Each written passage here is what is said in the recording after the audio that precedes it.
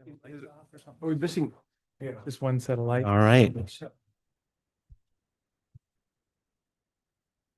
Welcome, everyone. We'll now call this March 25th, 2026 meeting of the Deschutes County Board of County Commissioners to order.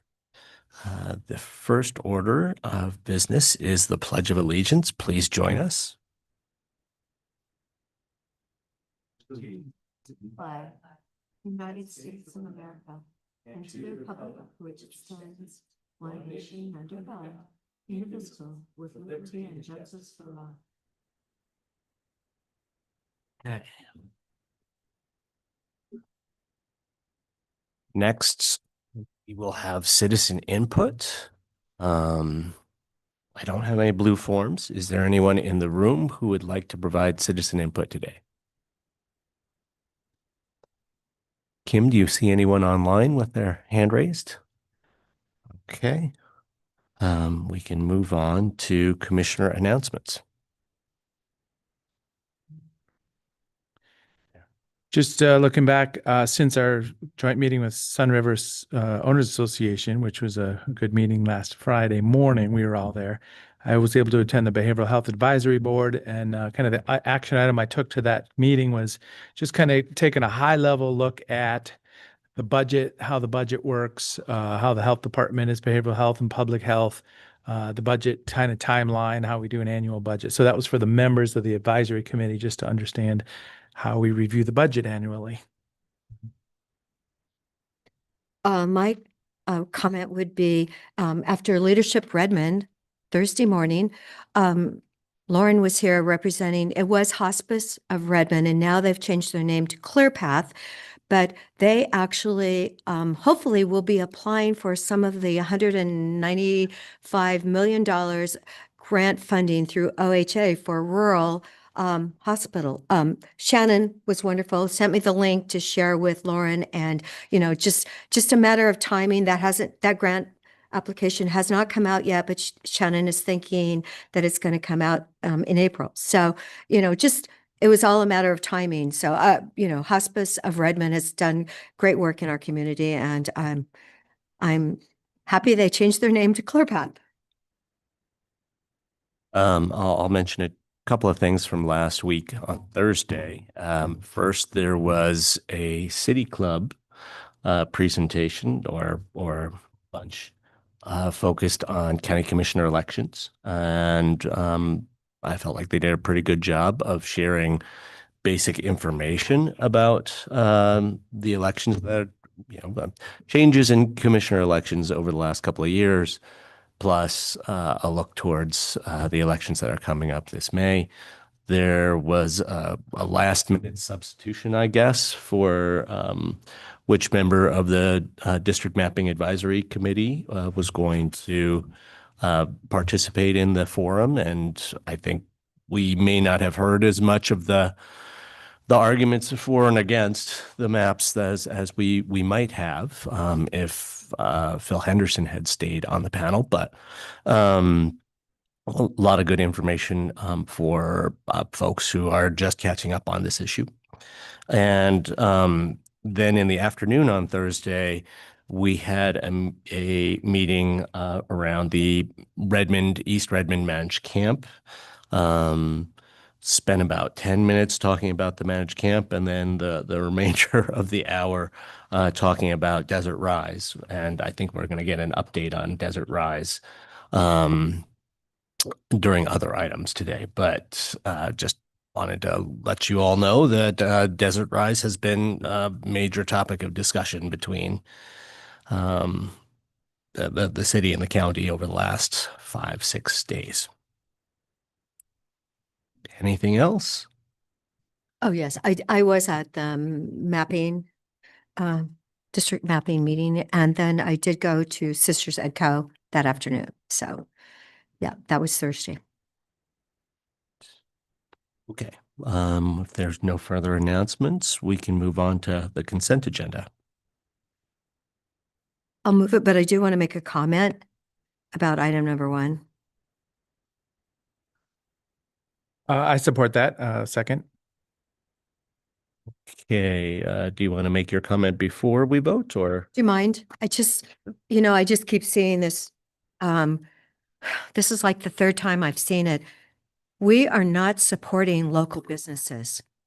It is, you know, how expensive it is to live here. And it's just like the 16-bed facility that it's being built in Redmond right now for mental health.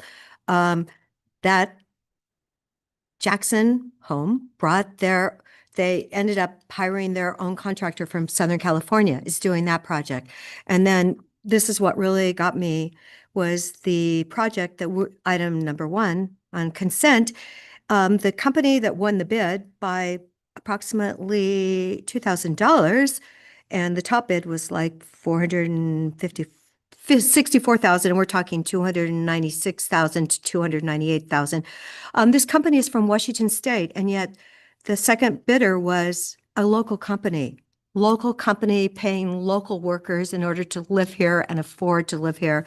And I know when veterans apply for jobs, they get a credit on job applications because they are a veteran. And somehow I would love to see Oregon acknowledge that giving somewhat of a credit to local that bid on things that are so close. I think it's really unfortunate.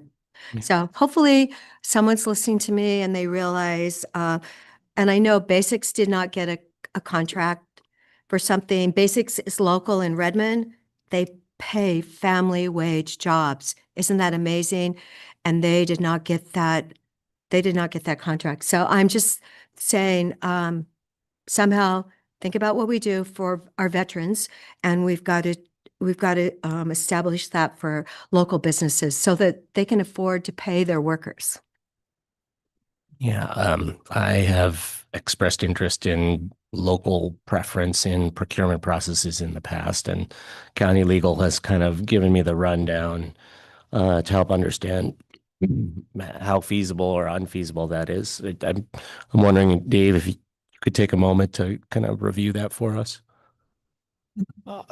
Certainly, there is a process in state statute to have local preferences at the state level. What we've seen in the past, though, is when you start putting in local preferences, then other places put in local preferences, and then that tends to hurt some of our contractor types that are trying to get jobs elsewhere as well. So it's not the panacea that everybody tends to think it is, because if it was, then every contract would be bid with a local preference. But there is a process to do that. I know the county a year or two ago brought on a procurement manager, and I suspect she's pretty skookum on that and could speak to that as well.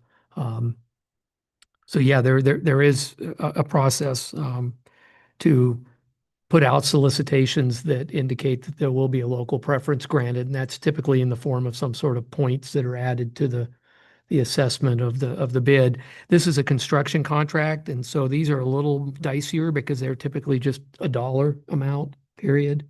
There's not a whole lot of, it's not like a professional services contract where there's a lot more gray area and judgment. This is just, who can build a fence and how much is it going to cost you.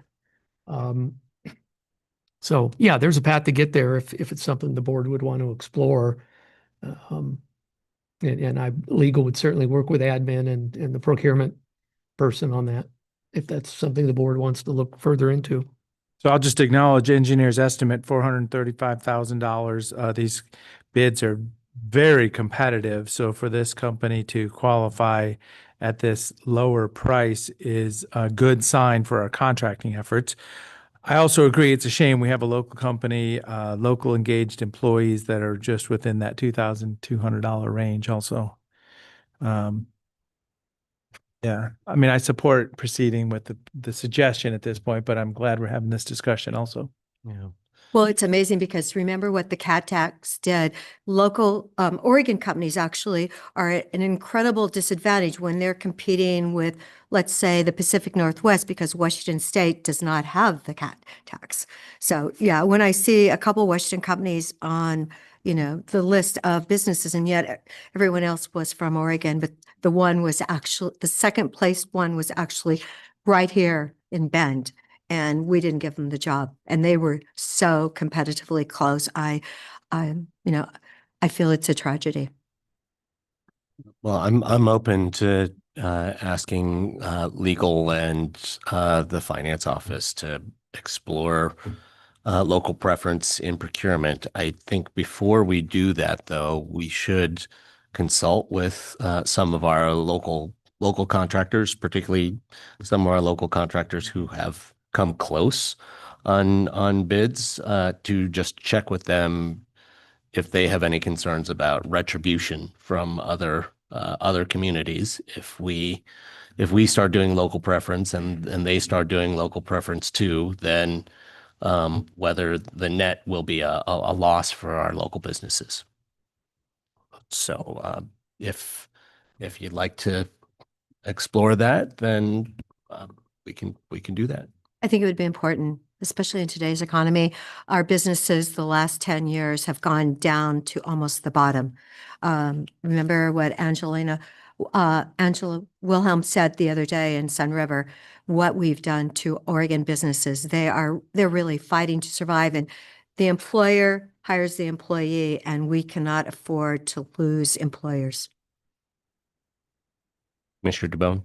Well, I like talking about this idea and communicating with the contractors so we understand their position, because we don't know that. When you see this bid come in so close with a reputable local company that's right in second place, it does make you wonder, how can we do something about this? So my point is, do we want to proceed with this today, or would we postpone this? And as I say, I'd rather proceed.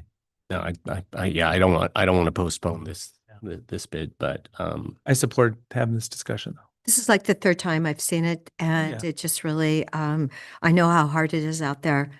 Yeah, Yep. we need to do something for the future. Yeah. okay. So we've got tasking legal and the finance office to do a little analysis for us, and we can revisit this shortly. All right. So with that, we have these three items on our consent agenda. It's been moved and seconded. Calling for the vote. Commissioner Dare? Yes. Commissioner DeBone? Yes. Chair votes yes. Thank you. Okay, on to action items. Number 4, application to renew a qualified rental property tax exemption for Mountain Laurel Lodge.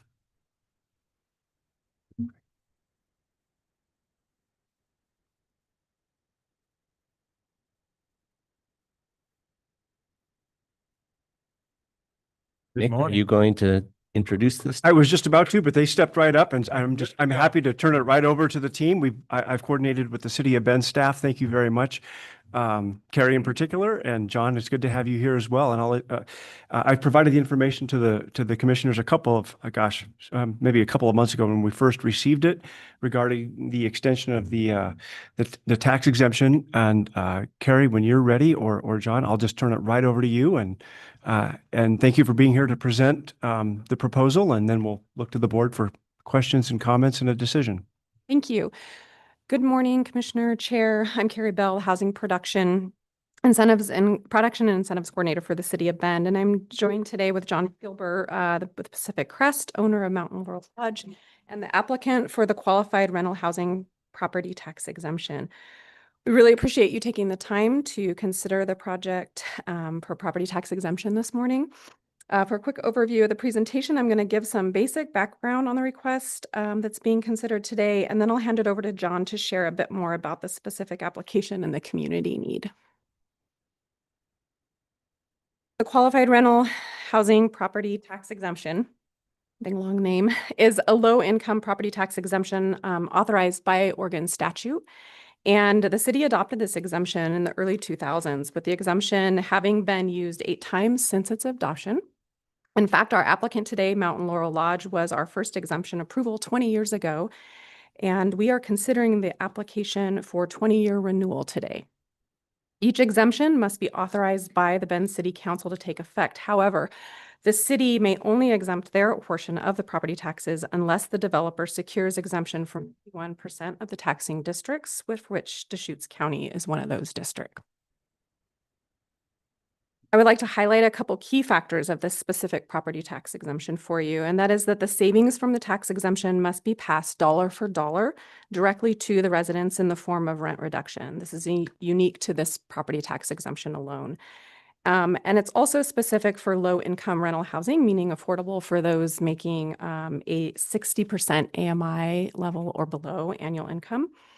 To give a little perspective on that number and what that means here in Bend, for a household of two, this is less than 54,900, and a household of one, this would be less than 48,000 annual income.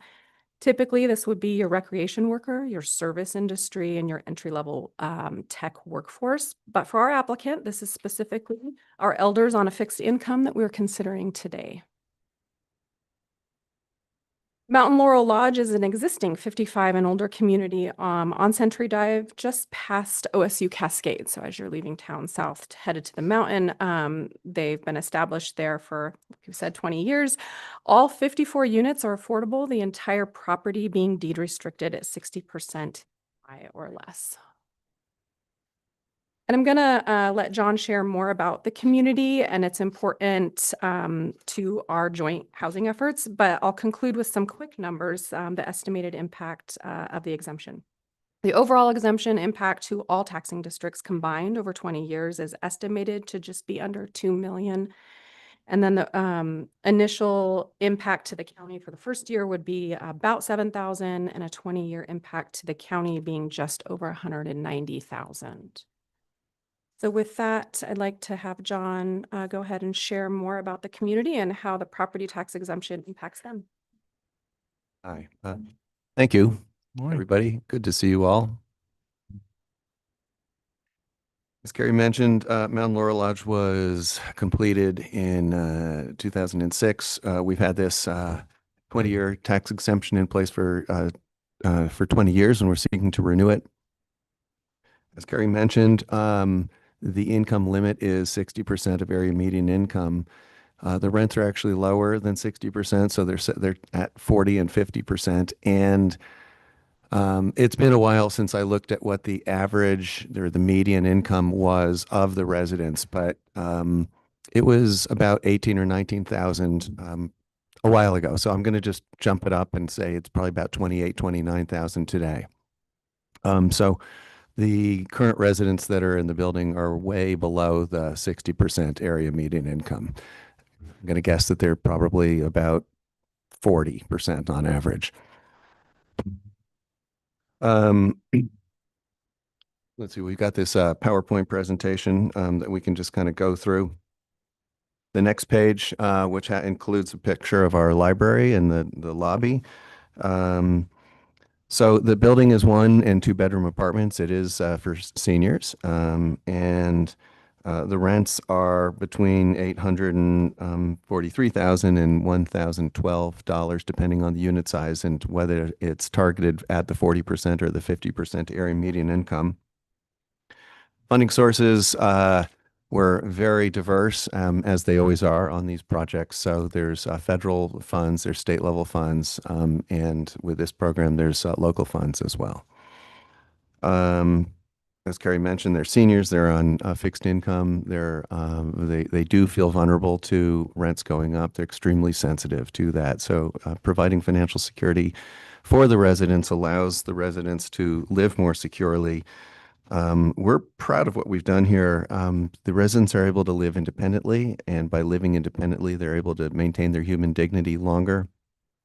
We also tapped into something that we didn't actually anticipate when we first built this project, which is reuniting generations. And so we've got a bunch of seniors who have moved to Bend to be with their adult children and their grandchildren over the years. And that is mostly who lives at Mountain Laurel Lodge. And it's pretty amazing to see 3 generations walk down the hallway together. The rents would be, if we don't have this, then the maximum allowable rent goes up by $38 per month, which doesn't sound like a lot to some people, but for our residents, it really is a lot. If you drive by, just this is anecdotally, if you drive by in the evening, the building looks pretty dark. people are really, really frugal with their electric bills. So, I mean, they might have one light on in their living room, but these folks are they are watching every penny that they spend. With regards to the cost of, Do they pay their own utility bills then? they do, yes.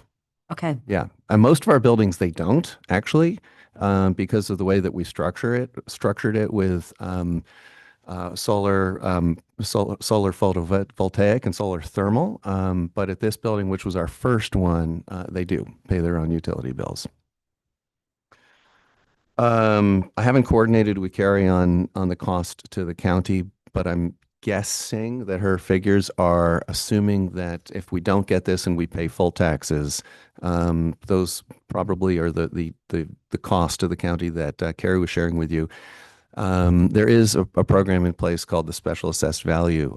So if the building's not able to get this 20-year tax abatement, then there is a way of getting taxes reduced, but not fully abated. So that cost to the county would be much less. So it would be about $1,800 per year to the county and about $5,400 per year to all the county services. I think that does it for me in terms of the information that I have to share with you. Couple of questions. Oh, go ahead. Commissioners, if I just may offer, and the information is exactly right, that the impact of the county-wide is $7,083. I do want to point out that it's in the materials, is that there is an additional impact of the countywide law enforcement, just so that you're aware of that. So we have it fully on the record. That is about $6,927. And then there's an additional 911 impact of about $2,000. So you're aware that I always hesitate to do math on the fly, but it's it's more than double. Just so you're aware of the full impact for all the information, and it's in the packet, just so that we highlight that. The county's memo has all four of these line items in there. Thank you, Nick. Great. Yeah. Questions? $38 a month. That we live in an inflationary world, inflationary environment. Yeah, I'm glad you were able to kind of pull that out. What were the kind of pro formas from 20 years ago? Because I mean, I was on the receiving end of this down at the Park District in Lapine when the lodge came online, and I don't think we were ever thinking we we're going to have to do this more than once. So, any thoughts on that? Yeah, they're a little bit painful to share. We have raised rents slowly, and we have not raised rents as fast as expenses have grown. And so, we talk about these lines crossing, right? You've got And that's where we're at. Yep. line. And we've got this over the last 20 years, our expenses have been growing at say 4% per year, and we've been raising rents at 1.5% a year or something like that. And part of the reason why the rent raise has been so, there's a lot of rules and regulations regarding rent growth. And we find that there are some years where we don't raise rents because of complications or mistakes that have been made in terms of making the application to the state to raise the rent. And so anyway, we've had a situation where rents have been growing more slowly than expenses. Mm-hmm. Are there a subset of people that are using housing vouchers, state housing vouchers for these rents? Yes. Yeah. Do you have a feel for how many, That's a great question. My guess would be 50, half to 2/3 maybe half of the building is using the vouchers. And then this, as I say, I just happen to have the history on this. We've got how many properties in Deschutes County that you guys have? I know probably at least 4. Including one in Crook County, we've got 8. So 7 in Deschutes, 1 in Crook. So this is the first, and we're going to probably start a process for each one of these. That's right. Yeah. Yeah. So just acknowledging that this isn't just one. This is the first one. And I do know about the renewable energy systems on the, as I say, some of the properties, very exciting, very aggressive, full implementation of highly insulated building and energy reduction, all that. Very exciting. It's interesting to understand this. So is the property full? Yes. And is it always full, basically? It is. Yeah, Yes. that's what I figured. Okay, yeah. I mean, there's always a long, in fact, yeah, the way we trim the wait list so that because if we don't trim the wait list, then we've got this, very large Oh, yeah. wait list that But I mean, just simple question. Is it full? Yes or no? And yeah, I assume it always is. I mean, it's a great opportunity, beautiful facilities. Absolutely. As they say, I would like to possibly step away from this next 20-year, abatement. And then thank you very much for sharing this special assessment scenario with us too. But because it's the tough choice. I mean, we're in that same spot with income and expenses. The tax base of the Deschutes County citizens, luckily it does grow over time, which really masks our measure 5 and 50s, inadequate income opportunity. But yeah, I'm just trying to talk it through with you here. So my question is, does Ben Lapine Schools have over 50% of the vote on this? Ben Lapine Schools and the city of Bend would make up 51%. With the city of Bend? Okay, and Ben Parks has declined to vote? Yeah, at this time, just where Parks is at with their own workload and then what they're working through currently, they have declined to consider this at this time. I was hearing that the Bend Lapine school system was like short millions of dollars. Someone made that comment to me. I have not confirmed it, but I'm just wondering if we seem to be a minor player, what's our percentage? Do we know? Of the Your percentage of the taxing districts, I don't have that. 17% is kind of the number we always throw around. So it's around there So it's 17%. Okay. with all of our rates. Just to be clear about the way that the school portion, the school district portion of this works, whatever taxes the Ben Lapine School District or the Sister School District or the Redmond School District collects, they surrender to the Common School Fund. So if this added up to some tens of thousands of dollars a year to impact to Ben Lapine School District's receipts of taxes, it just means that those tens of thousands of dollars per year wouldn't be sent to the Common School Fund. And when those dollars go to the Common School Fund, the Ben Lapine School District only gets back a fraction of what they're sending. Small fraction. So the hit to the Ben Lapine School District is not equal to what the first year exemption or the 20-year exemption total would look like, because those funds get sent to the Common School Fund, and then the Ben Lapine School District only gets a piece of that back based on the population, the enrollment population within their schools. So are you saying that they could vote against it? We could vote for it and our share would still be taken. We wouldn't get our share then, our like 16,000 plus a year? No, if the developer does not secure 51% of the taxing district overall, That's what I the Bend City Council still would only be exempting their portion of the taxes. They would need 51% of the taxing districts, which takes the school district, in order to get the full exemption.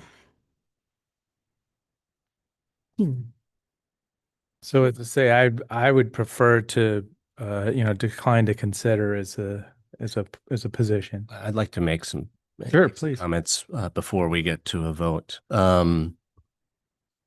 First off, I would like to thank Pacific Crest Affordable Housing for being pioneers in the provision of older, I don't know what the term we're using right now, pioneers in the provision of affordable housing for seniors in this community. Mountain Laurel, I think probably the first 3, 4, 5 senior affordable housing projects in Deschutes County were built by Pacific Crest Affordable Housing. And while it's really hard to imagine someone who you've seen walking down the hall at Mountain Laurel Lodge being homeless instead of being housed. The difference is really not that great. When you rewind to a point in the past where that person would not have been able to afford housing versus being able to afford housing. The difference is projects like this. As we know, homelessness in Deschutes County has been increasing, and a substantial amount of that increase is people 55 and older. So, and we also know that one of the primary things, the primary predictors of homelessness in a community is the availability of low-income housing. So projects like these are a wall, a shield against homelessness, particularly for people who are 55 and older. And with that in mind, I mean, just looking at foregoing, what is this, 13, 15, $16,000 a year of property taxes for Deschutes County in order to be able to put a shield between our seniors and homelessness, I think is actually a pretty good deal.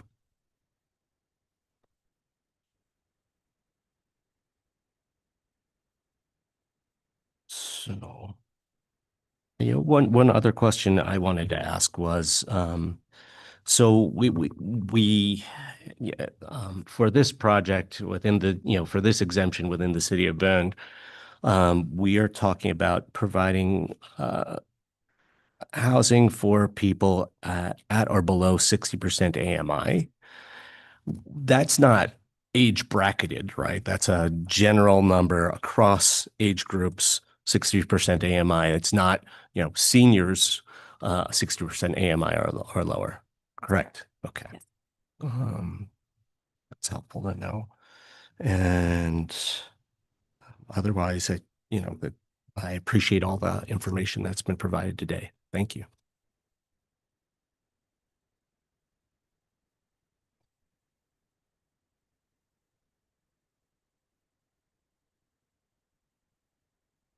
Further discussion or? I do have another question. Do you know what the percentage is then from Bend Parks and Rec? If our percent is 17%? I apologize. I don't have that number in front of me. Okay, I mean, I was just wondering how significant, this average is this is like $300 a person that Deschutes County is forgiving for 911, sheriff, and everyone a year. And we all saw that the Social Security increase this year was 2.8%. So, if we didn't do this, then that 2.8% increase in their Social Security is really going to probably be taken up, right? Right. Mhm. Interesting. So just another thought here. I mean, this is a team effort. Housing is critical, absolutely critical. Central Oregon, we're right now we're still dealing with kind of the echoes of COVID and people finding out about Central Oregon and the big $1 million house sales. But we're all in this together. That $38 a month that was mentioned. Let's support each other. Let's all row in the same direction here. Knowing that around half of these are housing vouchers is wonderful. The people that have these facilities, and they are full. But now we have 7 of them. And as I say, for Deschutes County to start here, it's going to imply that all future properties are going to get this second 20-year exemption. I know the numbers are hard for everybody these days. So as I say, I just don't lean into this as a second exemption. Are all of those 7 properties in Deschutes County for senior citizens? No, I think 5 are. So we've got in Deschutes County, there's 7 properties in total, and we got 1, 2, 3, 4. 4 are. 4, including this one. Yes. Can Yes. you remind us specifically? Sure, of what they sure. are? So there's Mountain Laurel Lodge, which we're talking about now on Century Drive. There's Discovery Park Lodge and Northwest Crossing by Summit High School. There's Little Deschutes Lodge 1 and 2 in Lapine. Those are the four senior properties, and then What's the there's, total number of residents then in those four? 54 plus 53 plus 26 plus 26. So that's approximately 160, maybe 165.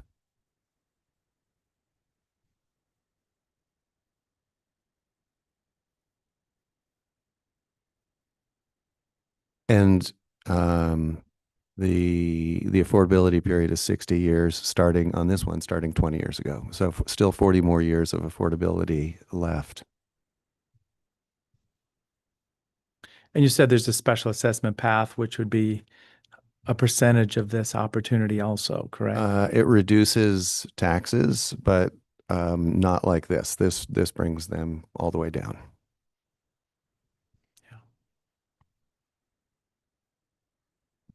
So we're talking about keeping 159, my math said 159 if you're, Okay. so, and then my calculator confirmed it. So we're talking about 159 seniors, keeping them in a house in, We're talking $40 a month, but probably less because No, the it's special 25. assessment opportunity. it's 25 here. If it's like $300, the county is funds that they won't be getting.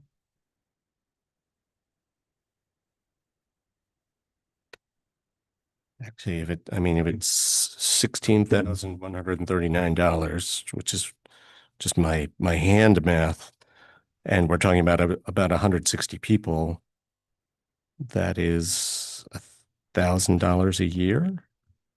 About $1,000 a year. That. No, that number is just for this project of 54. Okay. So it's actually $25 a month. It's $300 approximately a year that we're forgiving in order to keep people housed. As I say, half of them are a housing voucher. State will, calculate up to how that could process would still work. And then, as I say, if it's a kind of a retail $38 a month, it's the concept. We're all in this together. Costs are rising in every direction. And, separating people that have and have not, we all just need to work together and pay our share that we can as we go along here. So, it's not punitive. It's not mean at all. I love these facilities. I've been to all of them, and I know developers, from way back here. So it's just holding on to that and knowing that this is the first of 7. That's all. Yeah. Looking towards the future, I am very anxious about the future of HUD as an agency and all of its programs, including the housing choice voucher program. So, saying, well, we don't have to subsidize this because the feds are going to do it for us, I think is a very uncertain kind of claim to make.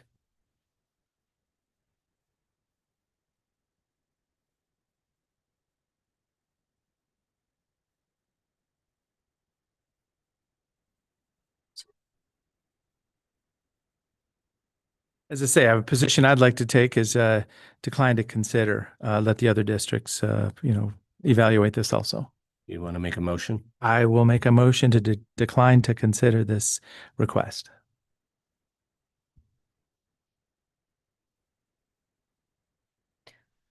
Actually, I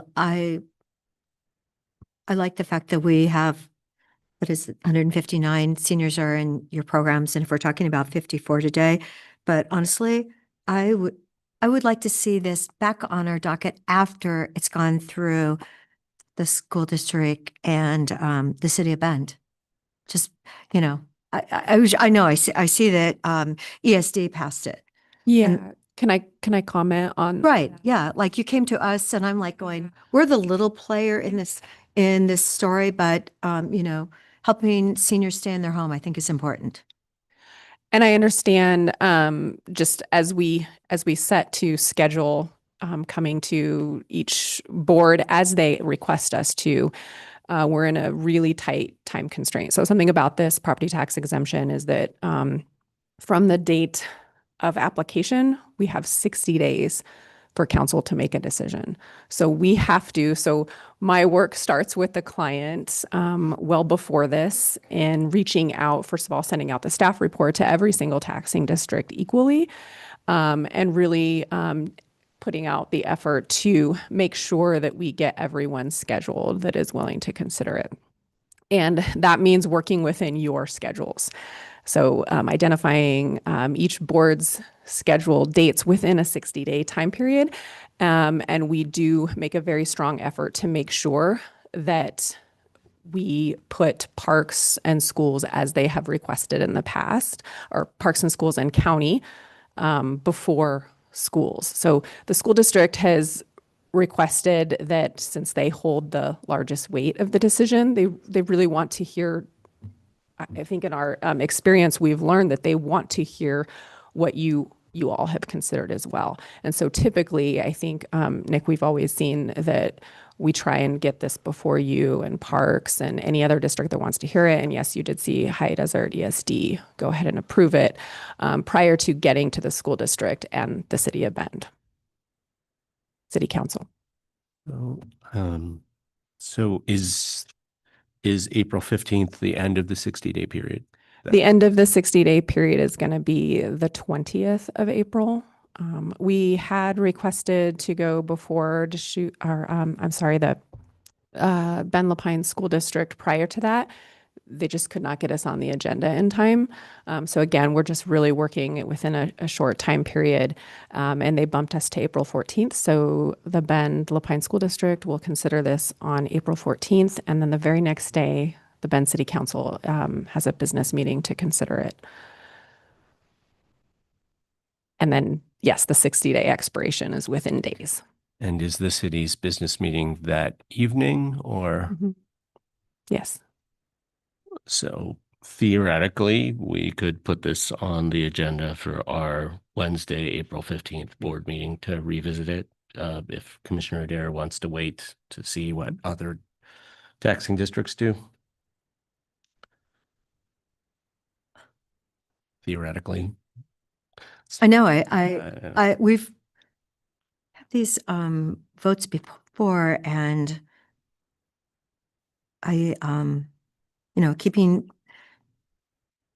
keeping the facility running, knowing that people are living with a 2.8% Social Security raise, they're having their rent go up. And then if they're paying their own utilities, and we've all seen what's happened with our utility bills, what are they doing? But they're going up. So if they're, the 2.8 could definitely be taken over with their utility bills. Well, I guess I could make the motion today. It is a message that we're giving that keeping people housed is important. Okay. So before we proceed to another motion, let's just make sure that there was no second for Commissioner DeBone's motion. I'm not seconding it. Neither am I. Okay. All right. And then we can move on to a new motion. Okay, so I'll move approval of this application for Mountain Laurel Lodge to renew its qualified rental property tax exemption for another 20 years. I would make the comment in the future, I would like to be on the same day as the city council. If there's something, I am assuming nothing else is going to come up this year because you have deadlines, but yeah, I always feel like we're put out here and it would just be nicer. Thank you, Commissioner. We'll work with Nick on that. All right. I'll second the motion.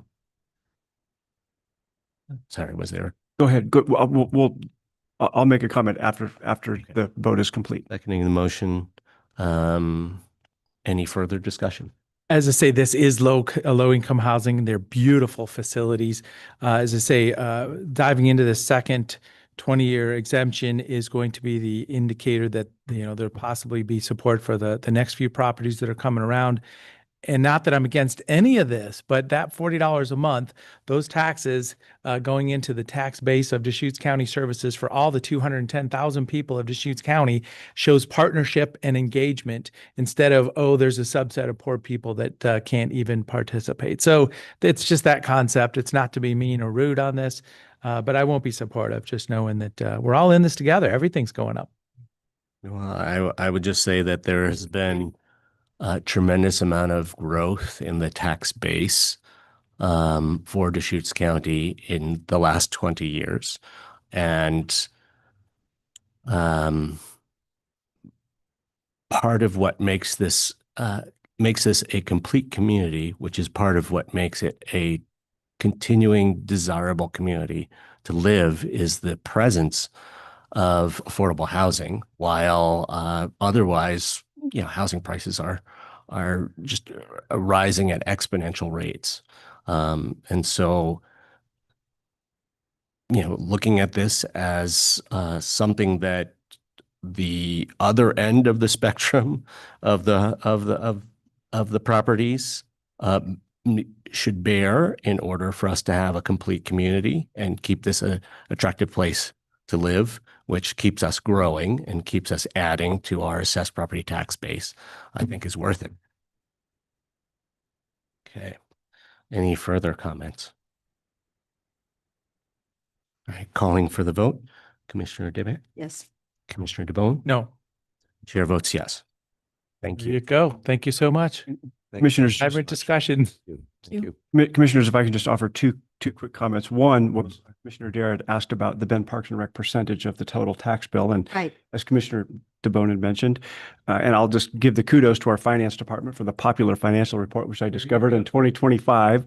The Bend the Pine School Districts is 43%. The city of Bend is about 26% or about 17%. Bend Parks and Rec District is about 9%, and the library is about 5%. So that's the breakdown in general of what that looks like. And then there was a question about, or a comment made about any other applications that are pending or may be coming forward. I'm in my coordination with the city. I understand there may be another request. I don't have any information. I don't know who any information about it at all, but I understand another request may be forthcoming later in the spring, and that will be presented and evaluated based on the merits of that application at the time, and that'll come before the board when it's ripe. But I don't have any more information at this time. Okay, so High Desert ESD is on here, but you said the library? The library 5%. This is just what's in our. There may be other ones. Is High Desert ESD? That must be This is just the big picture. This is the big picture breakdown. I'm sure I can find it. Okay. Thank you, Nick. Thank you. Thank you. Joining us.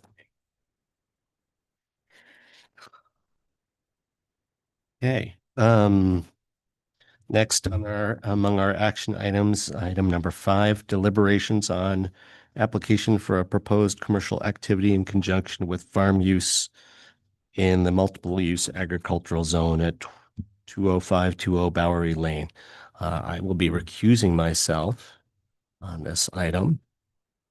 So I'll turn it over to Vice Chair to moderate the discussion. Oh, is it changed from the? I have it. Got it. In large format. Yep. And the paper was really thick. I don't know where they found that. Thank you. Did you notice how thick this paper was? Paper one. Yeah. Good size, too. I could read it. Yeah, I know. It's nice. Good job, Nathan. So as the vice chair, I'll be kind of rolling through this, but my first action is to hand it back to Nathan.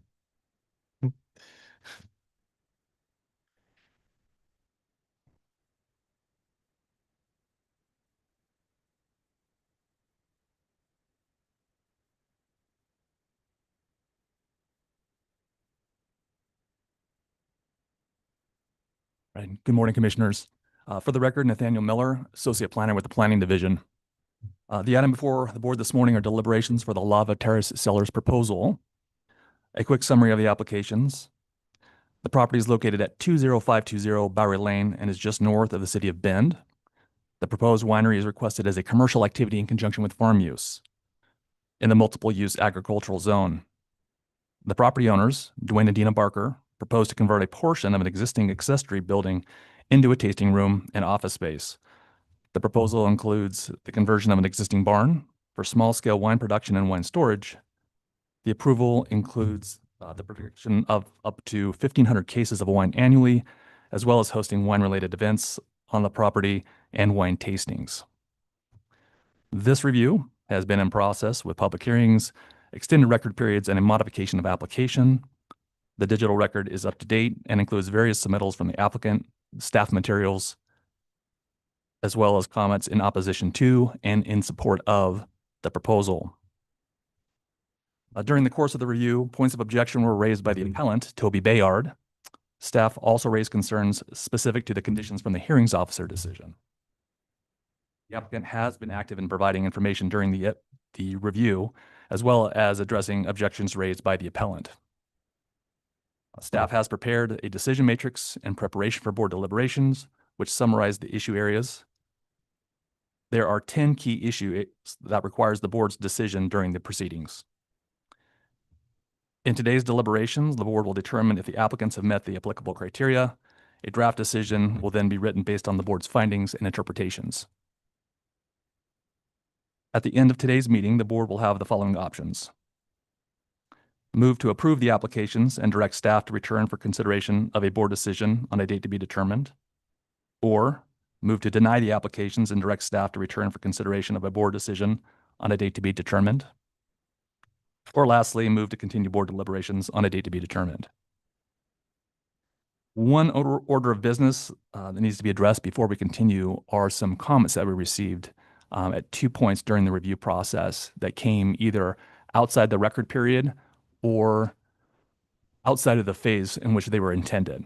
So if this is an appropriate time for the commissioners to hear these about a little bit more about these comments, I can identify them for you, and you can make a decision on whether or not they are outside the record and be considered. So kind of making sure the package of information that we're deciding with is final and agreed upon. That's correct. I support proceeding with that. Yes, go ahead. Yeah. Okay. So there are two groups. The first group are three public comments that we received after the first reopened record period. These are identified by D. Gant, which was received on August 22nd of 2024. The second from R. Freed, which was received on August 27th of 2024. And third, D. Boyle, which was received on August 28th of 2024. And so these three comments actually landed inside the applicant's final legal argument phase of the open record period. And so these were left inside the record, but they need to be identified for the board. The second set are three public comments that were received after the board had closed the record after the second public hearing on February 25th of 2025. These emails are identified as M. Platt, and this was received on February 25th of 2026. T. Bayard, February 25th, 2026. N.G. Crambeal received February 26th of 2026. So again, the board will need to determine whether they will consider these comments or if they are outside the record. So is it appropriate to go either way or acknowledging they're outside the record? Because so I'm thinking back to 2024 record and now the current one. I think we were informed as this was happening a little bit. This isn't the right place for it. You know, I didn't prepare for these specific statements to make this decision, I guess. But so can we accept it in the record or would that be a procedural problem as decision? Yeah, and I would probably ask legal counsel to weigh in on what the ramifications would be of accepting these in the record. So, and I'm just, I guess, you know, for clarity here, I mean, you know, we've been introduced to this whole record and I don't think there was anything in these comments that, you know, swayed an opinion. So maybe that's the bottom line is where we're going here. Good morning, Stephanie Marshall, Senior Assistant Legal Counsel. As Nathaniel just presented, the comments that he specifically identified were received when the open record period had closed. So it is ultimately up to the board as to whether you will say, yes, we're going to consider those, or no, we will not. I believe you just stated that, you have not at this time. But the procedural error would be that the board would essentially be waiving its procedure that it set forth at the last public hearing. And then previous to that, the open record period. By having people submit items outside of that, the question would be, what's the point of establishing a deadline? That would be a question. Okay, yeah. So as I say, this is very much a procedural step here. Very much procedural, nothing more. Any thoughts, Commissioner? So you're saying that we had 3 public comments made after it closed. The ones you're mentioning were in 26. Yes. Were all 3 of those in 26? I was writing it down. Repeat those for you, Commissioner Dare. So there were 2 sets of 3. Right. The first 3, I've got those. Those are all in 24. Yeah. Okay. And then they were incorporated into the record. Were left in the record. They were left in, okay. Were identified. Yeah. Okay. And then the second set were received after the board had closed the record after the second public Yeah. hearing. Okay. So I absolutely support our 777 and giving the applicant the final legal argument and not using this as part of the decision. Right. Yeah. We've got to follow 777. If that's what we set it up. Is that clarity? I believe so. Okay. Yes. Thank you, Commissioners. Thank you. Board is ready. Staff is prepared to take the commissioners through the decision matrix.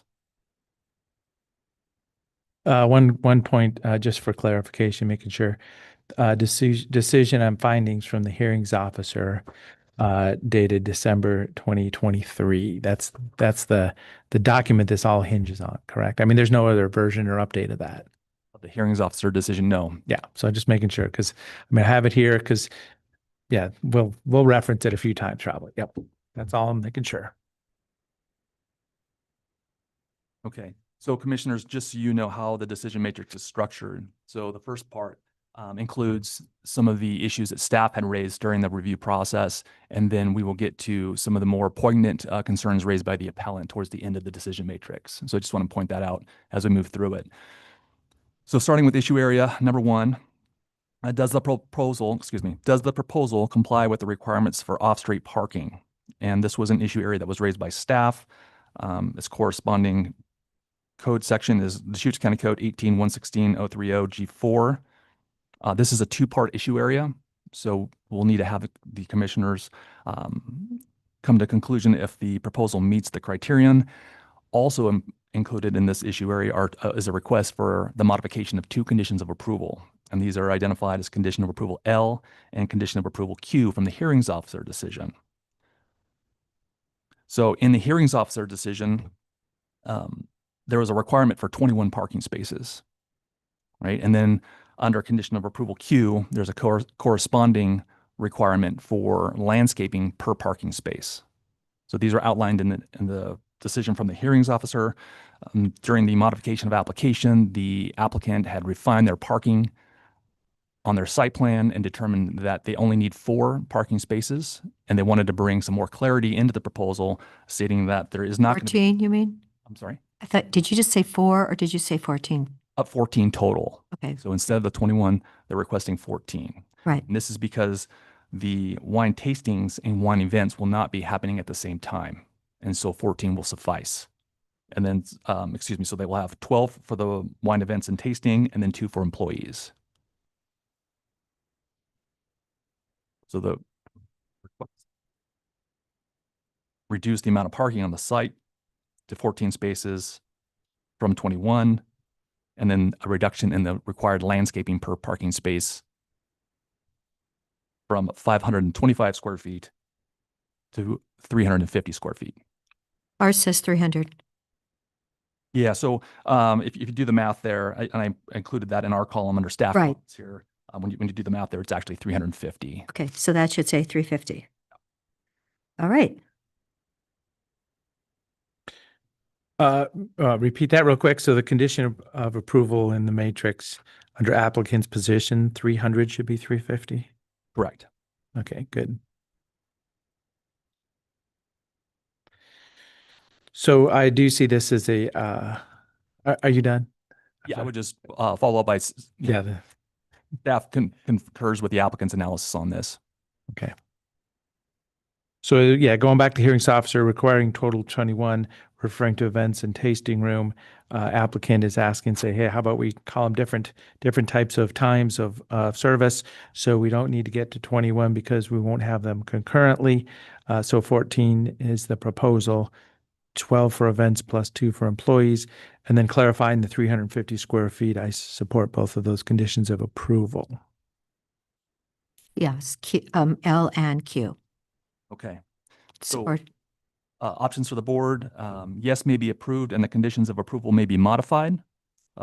Second option, yes, may be approved. However, one or both of the conditions of approval may not be modified as requested, or no, may be denied. And So the modification is, I would support the modification referring to that 21, I'll get to 14 and then what we just discussed. Yes, Q and L and Q seem appropriate. It's 175 square feet less. Which is a modification from Right. 21, so it's Yeah. accepting the modification. okay, thank you, commissioners.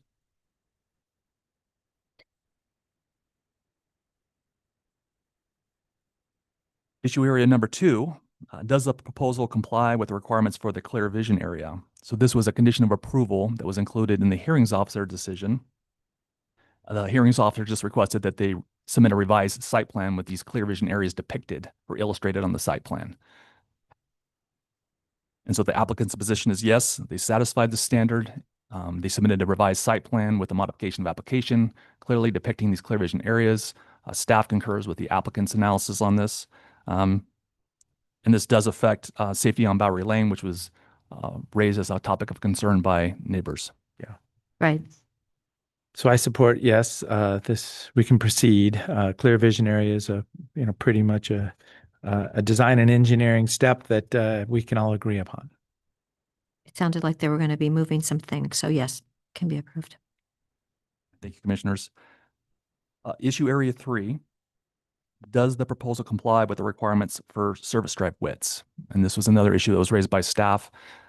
The service stripe widths was a condition of approval inside the hearings officer decision.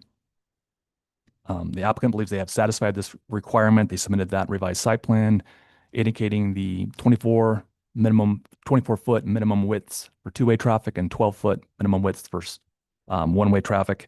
And staff concurs with the applicant's analysis on this. I support that also, so we may proceed.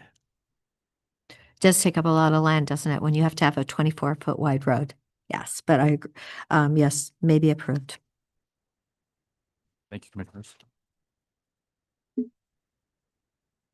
Moving on to issue area 4, does the proposal comply with the site plan review requirements for a safe environment? And the corresponding code section there is in Deschutes County Code 18124 060 sub C. So the hearings officer approval states that it does comply with this standard, but it also includes a number of different conditions of approval, which staff had outlined in the staff report to ensure that it is a safe environment. The applicant believes that they have satisfied, this requirement or will satisfy this requirement, meeting these conditions of approval. They have submitted the letter or the determination letter from the Oregon Department of Environmental Quality, DEQ, stating that the production is below the necessary requirements for permitting from DEQ. And they've also included a letter from Ben Fire and Rescue confirming their acceptance of their site plan. So staff concurs with the applicant's analysis on this. Interesting that originally they were asking for 2,000 cases and now they've gone down to 1,500 and DEQ says that anything under 6,000 is de minimis. So anyway, they're actually only a quarter of that 6,000. I would say yes, it can be approved. With the DEQ review and acknowledgement, I say yes and proceeding. Thank you, commissioners.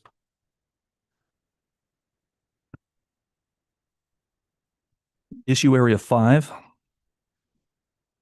does the proposal comply with the site plan review requirements for transportation access.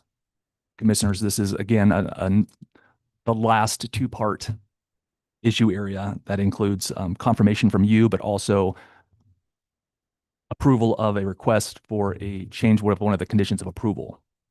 So underneath this section here, the applicant, you probably recall from the public hearing, wanted to defer the removal of the vines from the right-of-way to ensure agricultural production. And so what they had proposed were two different conditions of approval that were under the original condition of approval from the hearings officer decision, to vacate all private property from the right-of-way. So in conjunction with road department staff and the senior transportation planner, we received comments back from them, and we've drafted our own condition of approval, which covers the proposed conditions of approval from the applicant, which is just the road department's concerns were that all private property are removed from the right-of-way, and they deferred to the date that was offered up by the applicant as of April 30th of 2027. So staff's recommendation is that you would, if you do approve this, that you use the condition of approval that's drafted in the staff comment column at the bottom. Go ahead and EE. Correct. Okay. it'll be replacing it. So go ahead and read that for us. Just Yeah, so evacuation of the right-of-way. Prior to April 30th of 2027, the property owner shall cause for the removal of all private property, including fences, posts, walls, crops, landscaping, and other features of existing public right-of-way for Bowery Lane along the frontage to the subject property. so it's a clear date and it's everything. And then so that would be condition EE instead of EE1 and EE2. Is that how it's going to flow? That is correct. Yeah. So just making sure we're real clear on that. It's a simplified version. Okay. And I know, and listening to the applicant, they didn't want to, to move all of their vines and everything at one time was really asking for a lot. So, But this is still a year away. right. No, that's what I mean. They were given this additional time in order to actually, as someone who cares about their vines, be able to successfully move just a portion of them now and then a portion later. So I agree with this, and taking condition EE, I think is critical. As recommended by staff. Yes. And I support that also. Commissioners.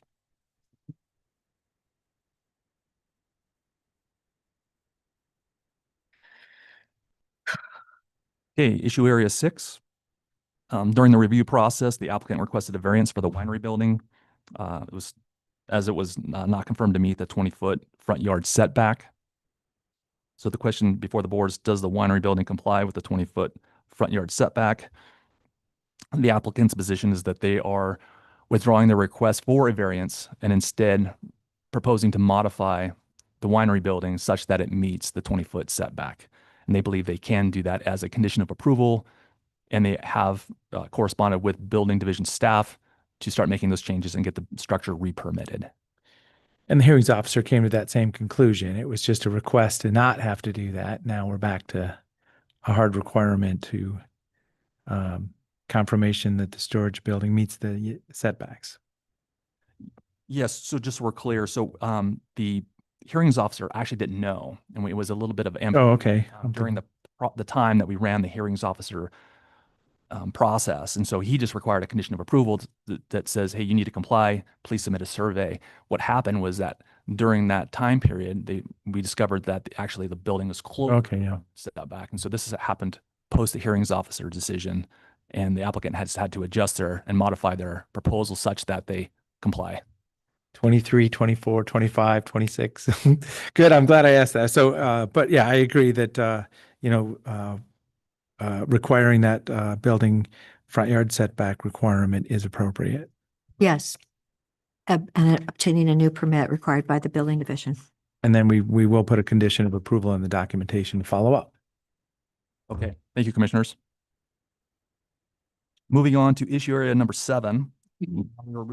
Moving into those issue areas that have been raised by the appellant and also incorporates some of the comments that we received in opposition to the proposal. Issue area number 7, can wineries only be sited on property in the exclusive farm use zone pursuant to ORS 215-452 and not in any other zone? So the hearings officer in his decision concluded that ORS 215-452 does not preclude the siting of commercial activities in any other zone district. The applicant's position is that a commercial activity in conjunction with a farm use can be approved in the MUA 10 zone, and staff concurs with the hearings officer analysis on this point. So this is a state issue. We're going to make a decision on it, but it'll be reviewed. But yeah, multiple use agriculture, it's exciting to know that, there is a conditional use process, and that being able to grow something of value that can be sold is an opportunity here. So I support that multiple use agriculture zone, and conclude that it's not outright an opportunity that's been taken away. So I support this conditional use. And it's good to see that the staff does concur with the hearings officer analysis. So yes, the answer is no, it may be approved. Agreed. Thank you, commissioners. Issue area number 8. Did the hearings officer consider only a portion of the record when crafting the hearings officer decision? And staff's position on this is that we believe that all relevant material was considered by the hearings officer when rendering his decision. And staff recommends the board deny this appeal issue. Can you explain this one a little bit?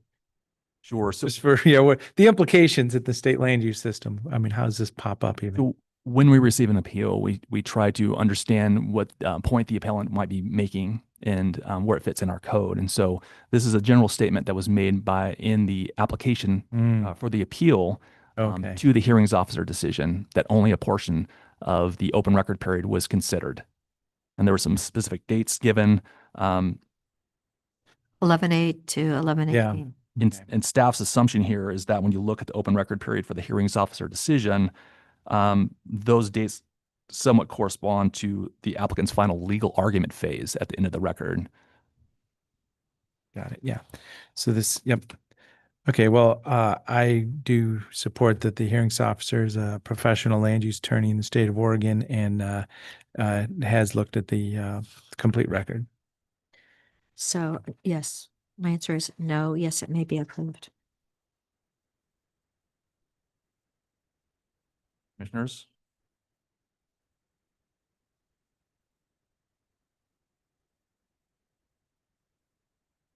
Issue area 9.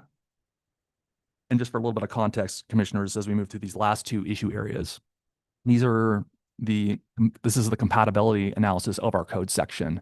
So issue area 9 is looking specifically at the site and thinking about site suitability.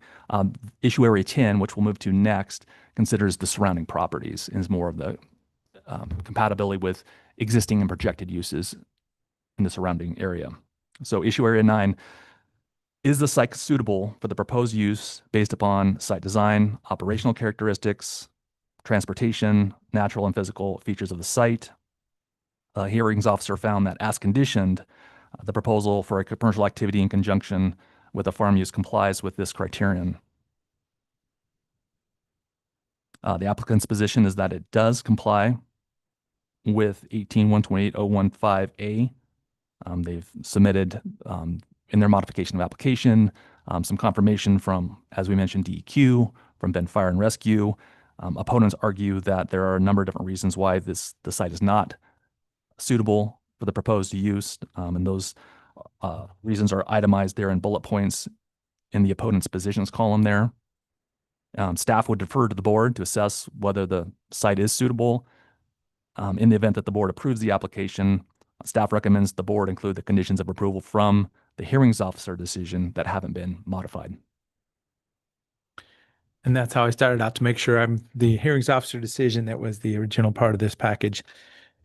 So knowing that this is a modified application, it has been reviewed and gone back and forth, I do support that it may be approved and the site is suitable with the conditions as provided. Including all conditions, including the ones we talked about EE and Q and L in addition to everything else. Right. Yes, those will be included as well. Okay, all right.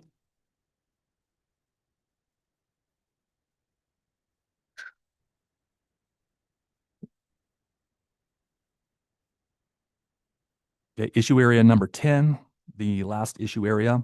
Will the use be compatible with existing and projected uses on surrounding properties based upon these following characteristics: site design, operational characteristics, adequacy of transportation, the natural and physical features of the site. So the hearings officer found that as conditioned, the proposal complies with this code section, Deschutes County Code 18128.015B. The applicant's position is that it also does comply with this code section. As the appellant and other opponents have made clear, there are a number of reasons why they believe that the proposal is not suitable for or comparable with the surrounding properties. And those concerns were itemized and bullet pointed here underneath the opponent's position. The staff would defer to the board to assess whether the proposal meets the compatibility criterion. And in the event that the board approves the application, staff recommends that the hearings officer conditions of approval be included in their decision. Mhm.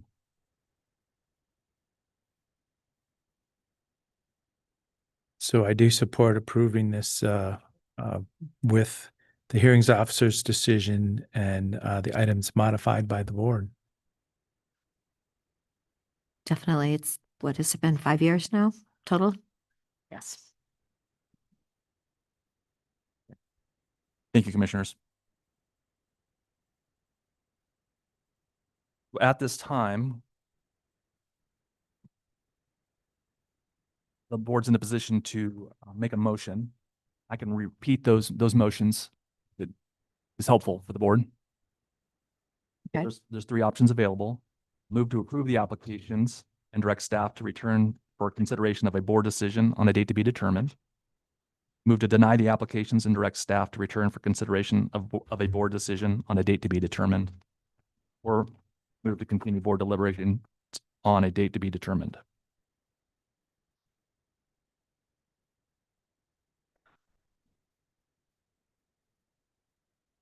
Do you have that one? Yep. I'm looking for my single page. Got split. Oh, here it is. There you- Okay, I found it.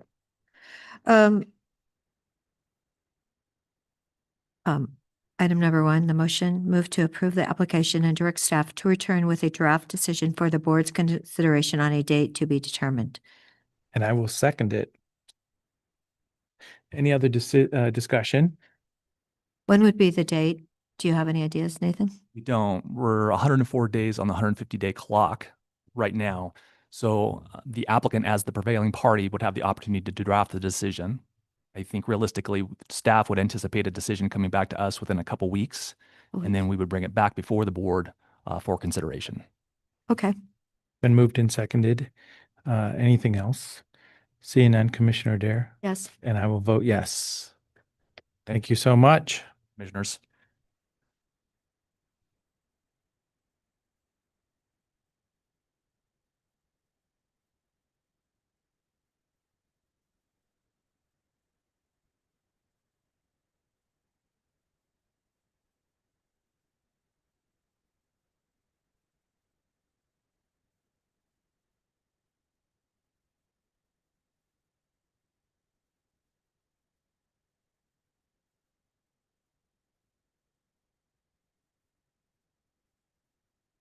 Right. Item number 6 on our agenda is a 2026 legislative session review from Northwest Policy Advocates. Jen, Doug, welcome. Good morning, Commissioners. Jen Patterson, Strategic Initiatives Manager. We're just here, as Commissioner Chang just said, to provide a 2026 legislative update. So with that, I'll turn it over to Doug Riggs, who is the county lobbyist. Morning, Commissioners. Let's see, is the microphone on? Okay, I see a green light. So I'm Doug Riggs on behalf of all of you. And Corey and I were pleased to again represent you in Salem and work with you during the session. All I'll run through this as quickly as I can. I will say it was a very busy 5 weeks, and at the end of the day, pretty productive, as you'll see. Just a few pictures. I put this slide up because I want to make it very clear that we can't get anything done without the help of our legislative delegation. And we have an excellent legislative delegation. I've worked with a lot of them over the years. I worked with other regions, and I'll say that this group of legislators on a bipartisan basis has gotten together and rolled up their sleeves to get things done for Central Oregon. So they've been great partners. And I'll mention at the end the importance of partnerships, but their decision to form a Central Oregon caucus about 1.5 years ago helped integrate their efforts with counties and cities and the Regional Business Alliance and the Chamber of Commerce, et cetera. And I think that's been super helpful. So move on to the next slide. I was giving some thought a few weeks ago about how to describe the session, and I came up with 3 words, all starting with the letter P: packed, painful, and I'm referring to the process, and productive. You don't often see painful and productive in the same list, but in this case, I think it's pretty appropriate, and we'll get to that. Complicating this all was the revenue forecast. And when I was here in the fall, and I talked to you after the last long session, I said that the forecast looked very bleak. In August, it looked like it was down $300 million over the June forecast. That would have been very difficult to deal with. Suddenly in December, it was only down $63 million. And then when the February forecast came, it was actually up a little bit. If you dig deeply into that revenue forecast, what you see is that personal income tax revenues continue to decline fairly significantly, because we lost 25 or 26,000 jobs in Oregon in the last 18 months. That's a bad sign long term. But in the short term, the dramatic rise in the stock market in 2025 appears to have prompted many Oregon companies to sell their own stock, generating capital gains tax revenue. Created this, I think, is going to be a momentary bump in revenues. So if you look at my ping pong revenue forecasts, I think we're going to see that again. My prediction is that the 2026 tax year will not see a dramatic growth in stock sales, and so revenues in the next 12 to 18 months will be down again. And so that's the question: is this relief temporary? I happen to think it is, but I've been wrong in the past. So just as a quick overview, and I think I have another slide that illustrates it even more appropriately. There's a bill limit in a short session. Unable to pass a bill limit for the long session, but they could do that in rule. But there was a bill limit of two bills per legislator and then 3 per committee. So there's a total of 304 bills. And I'll just give you an example. And Jen has to be the recipient. Jen and Nick have to be the recipient of our long bill tracker emails and say, hey, can you read all these bills? It's hard for us to read all the bills when we do this full time. So I really appreciate the staff digging in and going through the weekly reports. But, one bill in particular, House Bill 4040, just one bill was 75 pages long. And it's 61 different sections. It was a technical fixed bill for healthcare provisions. There were 36 amendments. And with the amendments and the bills, 319 pages of legalese. So that's just one of the 304 bills. So it's in a short 5-week session, you'll see the painful part of the process here. This is another way to illustrate it. This was done not by me. I would love to take credit for it because it looks kind of cool. Kind of hard to read on a slide. But this was done by LPRO, the Legislative Policy and Research Office, and illustrates much the same thing. And I think one thing that's interesting to point out is at the bottom, you see the number of people who commented on bills. And that's one thing I think is fantastic about the Oregon process. People do get involved. The halls, and all 3 of you were there this session. You certainly saw people lined up to testify and submit testimony. And that's just in person. The online testimony that we can now give is really fantastic in so many ways. So getting to some details, these were a few of the issues that you identified as keys for us to focus on: transportation, obviously the landfill and the battery bill, but the battery fires we've had here and elsewhere, big issue. Behavioral health, working very closely with your Holly and the other folks here. Core 3, bear funding, wildlife, that was another issue. So just a few of the issues that we helped track. And then I won't go through each one of these in detail, but this is the progress portion of the that list of 3 Ps. And I need to step back and say, why did we have progress when we expected it might blow up or the train might go off the tracks? And that's because I think there were some new leadership, especially in the Senate minority side of the aisle, that did a much better job of working with the Senate president to keep things on track. So you only saw, it's kind of hard to call it a walkout, but it wasn't, they didn't walk, the Senate Republicans didn't walk back in for one afternoon session. But that was enough to get the two parties together to negotiate what they have never admitted was a solution, but we all think was a solution, which is that they made some changes in a gun bill, 4185, and in exchange, they allowed the vote on Senate Bill 1599, which is the date change for the transportation ballot measure to go forward, which eliminated any impetus for a walkout. And so that allowed a lot of things to happen. And so you ended up with some really important things for Central Oregon. So if you look at the first bill, really led by Representative Emerson Levy, she did a fantastic job. And this is one of those bills that went until the last day or two of the session before they finally got a resolution. But that was a recreational liability bill, which is very important for not just the ski areas, but also the river rafting and the kayakers and the guides and the hiking companies. And tourism relies on many of these small companies, and as well as the larger ones. And they all were facing that crunch with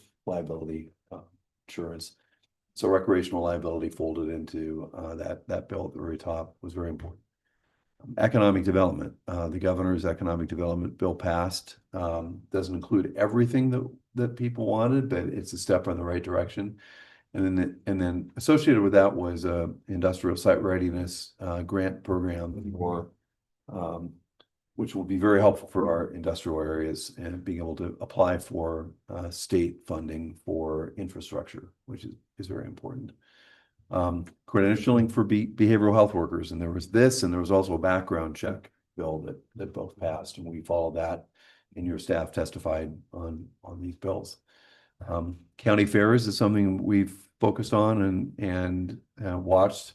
AOC worked very closely with Representative Breeze Iverson and others on some adjustments in the 1% for county fairs, money for the horse racing elements of what county fairs are doing. So some important steps in that direction.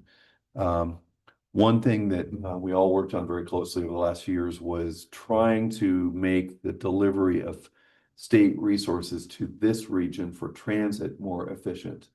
So state law currently prevented the Tri-County area from sending it all in one direction. Yes, Commissioner. So what is the number we are going to get for the fairs? I believe that the number is $500,000. Deschutes County is going to get 500,000. That all the fairs are going to get an even amount. Right. So it's now 500,000. I believe it's $500,000. That was what I heard last week, and the agency still needs to confirm that. But each county will get 500,000. So that is really, that can make such a huge difference in our smaller rural counties. So that's great, and we could use $500,000. Good news. Yeah. Okay. Way more than I thought. Thank you. Yep. So in the qualified entity, we allowed an intergovernmental agency to qualify as the qualified entity. So that'll save on administrative costs for the county as well as for Jefferson and Deschutes County. And I'm sure COIC will be working with your staff to make sure that happens smoothly. But that should free up resources, or at least mitigate the inflationary costs in other areas for Cascades East Transit. So that'll be encouraging.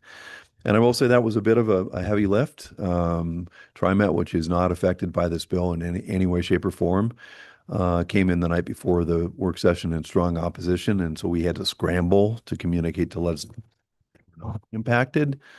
And we ended up pushing back and winning on that argument in that fight. Doug, are there going to need to be any kind of legal or authority type changes that we make to enact that? Or is it just, fiscal administration pathways need to be modified? Commissioner, I don't think that there's anything that the county has to do from a legal standpoint. It's going to be a contracting issue that the agency, ODOT, will recognize and have to probably implement some changes. But that's probably above my pay grade, so I'd have to check with the expert. I'm sure COIC is tracking it. Yep, on top of that, yeah. Public meetings law, as you recall, one of the big issues has been, there was a case involving hot dogs, could have, and this was a city that served hot dogs to its council during a break and along a hearing, and there were some other public meetings tweaks that needed to take place as far as when a quorum is present and how you declare a quorum as a quorum and an email as a quorum. Meeting, running into each other on the street. So there's some clarifications that were passed, which will be fairly important. Let's see. One issue I'll point out is there's a bill, House Bill 4108, that initially, as written, would have required mandatory annexation of any non-contiguous area outside the UGB. So the county and the city would have had to agree to it as written. That was the way the bill was written initially. The proponents didn't agree with that, but most other folks agreed that the way it was written would have forced annexation, regardless of whether or not certain other criteria were met. And that bill was amended. And we were part of the coalition that worked with Lane County and with cities and with AOC to make sure that was amended to only apply to a very specific circumstance outside of Eugene, Springfield. Funding. I'll just point out a couple areas of funding, and I'm sorry to take so long in this one slide. I promise the next ones are a little quicker. We secured funding for the Terrebonne project, the sewer and water project. Very exciting. Very exciting. I'll give credit to Representative Vicky Bruce-Iverson, who really pushed this from the Ways and Means Committee. We were pushing it behind the scenes, and so I was very pleasantly surprised to see that included in a very limited set of bonding capabilities. I'd say shocked. I think I did say shocked. I was surprised based on what the co-chair of the Ways and Means Committee told me just the week before, and then so I was pleasantly surprised and shocked when it.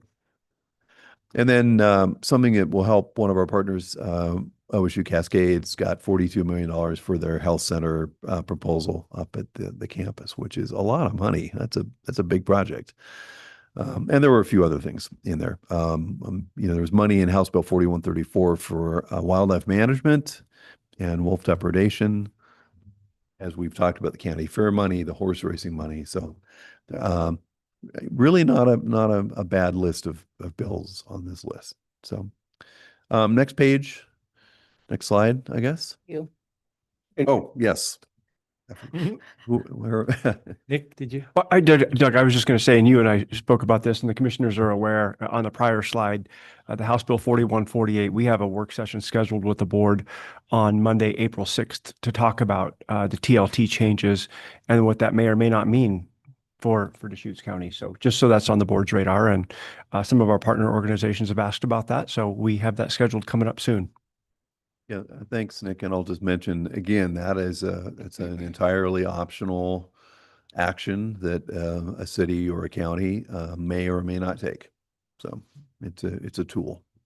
Yes. Before we leave this slide, this $100 million for the creation and preservation of affordable housing, who will be the entities who are seeking that funding or applying for that funding?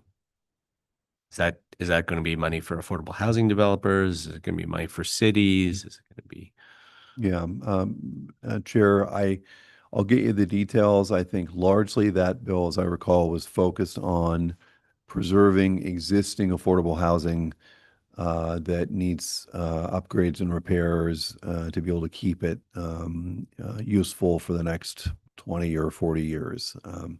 So we have the economics for an affordable housing development are not very secure right now. And so this was an effort to preserve what we've got after a few sessions of trying to add capacity. So, but I'll have to go back and take a look at the details. Probably Neighbor Impact and knows exactly what's going on there, usually way up on that. And they do some great, critical repair work and, water heaters and roofs kind of stuff. Now, a few areas that were left unresolved. One was community corrections, and that was a big topic that we all talked about prior to the session. In my mind, this is one of the most disappointing decisions of the Ways and Means Committee, is not even to have a conversation with us about community corrections and just said, don't even talk to us. And I think that's a big mistake. I think what the counties had put together and the cost study indicated that an $18.18 a day amount versus a $15 a day amount was reasonable.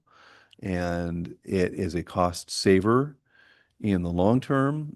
It kind of baffles me as to why we wouldn't want to reduce downstream long-term costs and continue the success of the programs that we've had. So this is a battle we'll have to come back and talk about. There was also, I made my earlier slide, I had, question of priorities, and we'll get to that in a second. But I think when I talk about that question of priorities, this is one of the areas that I would have thought should have been a priority and wasn't. Doug, I know AOC was there on this issue, but were they there on this issue as much as they were on other issues? Mr. Chair, asking if AOC was there as much? Yeah, like engage, basically level of engagement, because, if AOC is not going to, advocate for this, then who is, right? Yeah. So, I'm just, they have finite resources, and they're trying to respond to the, issue of the day, that the body of commissioners that engage with AOC is focused on. So I'm just trying to get a feel for whether AOC was at the forefront pushing hard on this issue as much as on some other issues, and whether we need to encourage them to make sure it's a priority in the future. Yeah, Mr. Chair, I think they were very active. We all felt like, and I was engaged with the AOC and with about a half a dozen counties that have representation. We were meeting on a regular basis during the interim and hosting legislators, and we were basically being told, no, there is no money. The state is broke. And that is part of the problem, because we were told there is no money, so don't even ask. We're asking. And at the end of the day, guess what? There was money that it just went to other projects, and I've got a couple of them on a slide later.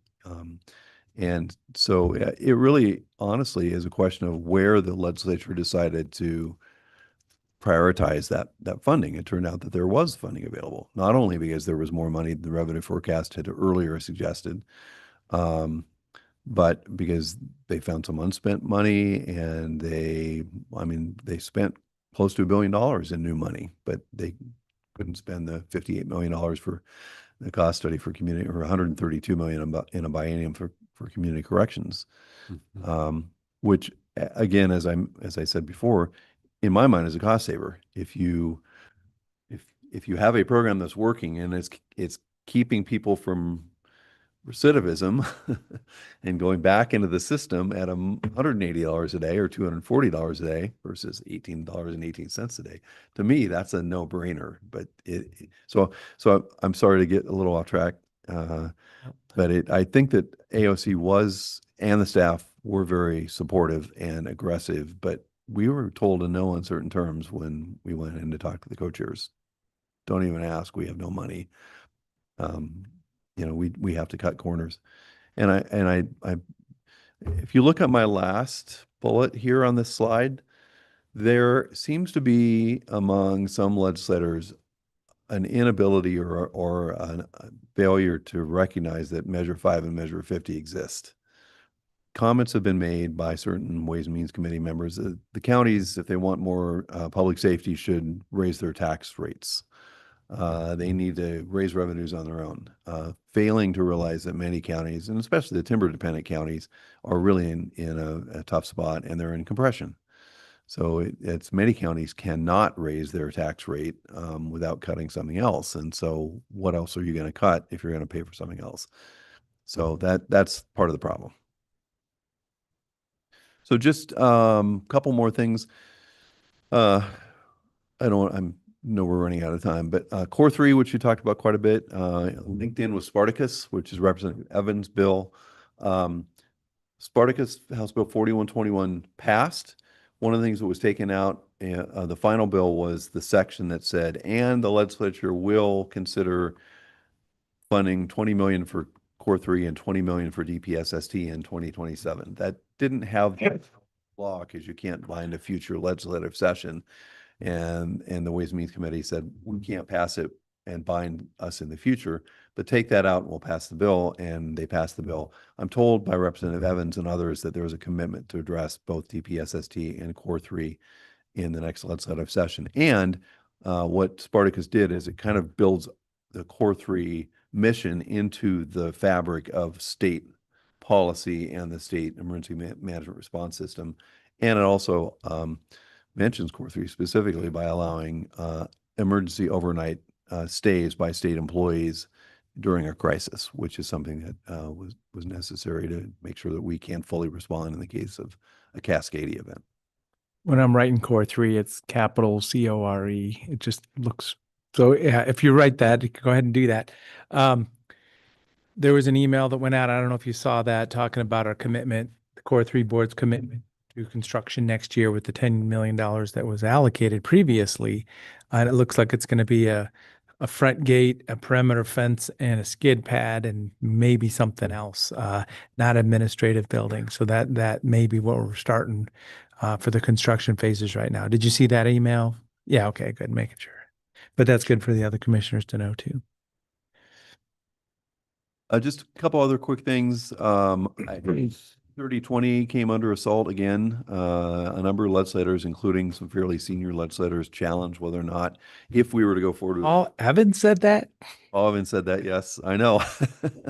As did others. Nancy Nathanson from Eugene, who's the chairman of the Finance and Revenue Committee, mentioned that. So I do think that counties together need to argue that, counties have a limited amount of money for road maintenance, as Commissioner DeBone pointed out in a podcast I listened to yesterday. Oh, there you go. There are no gas stations in most county rural areas, so you can't get gas tax money or enact a surplus tax on gas taxes just for a county.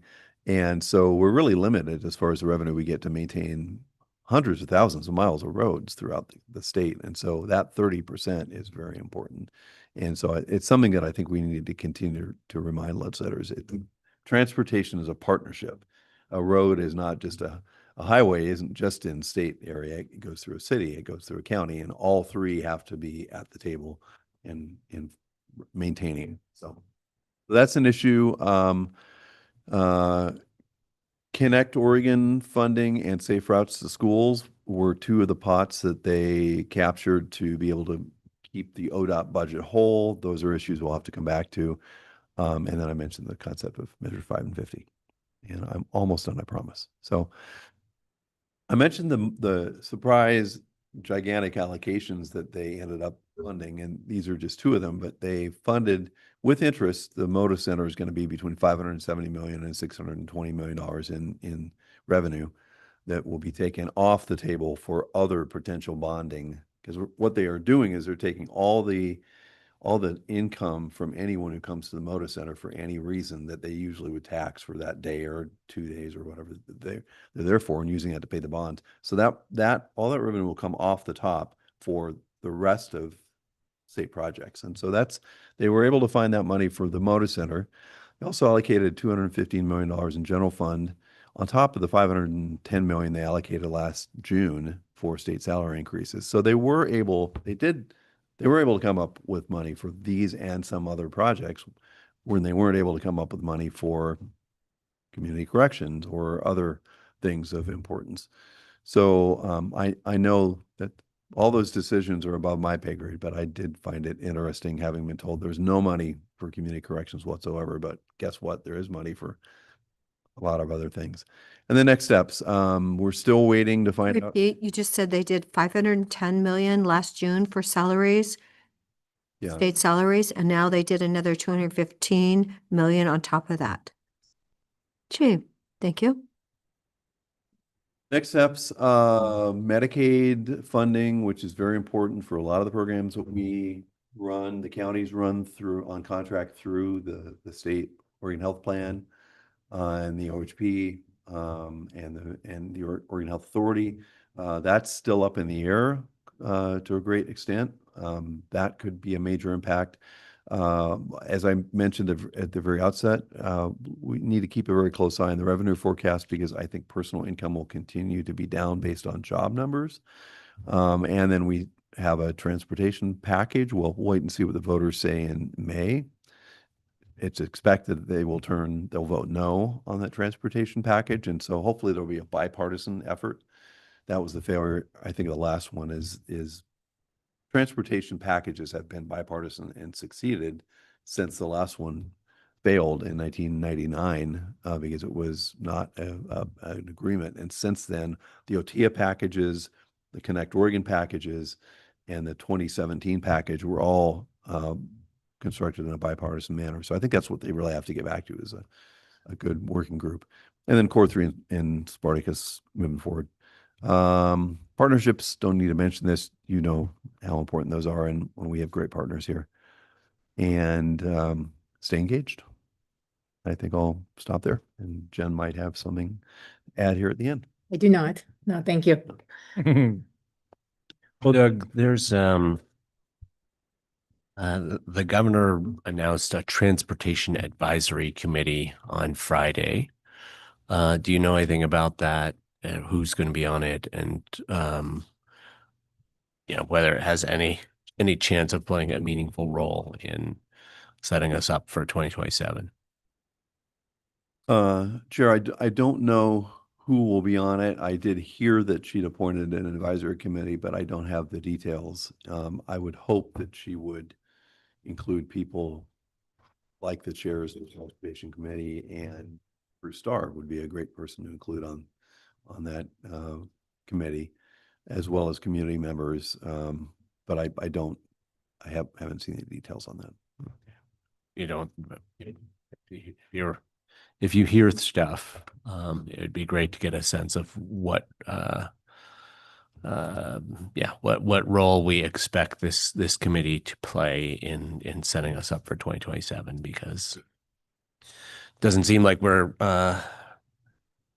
getting a lot of leadership from anywhere else in terms of solving our transportation funding challenges. Keep an eye on them. I did have a conversation with a group of people who are working on a grant funding to help with parole and probation.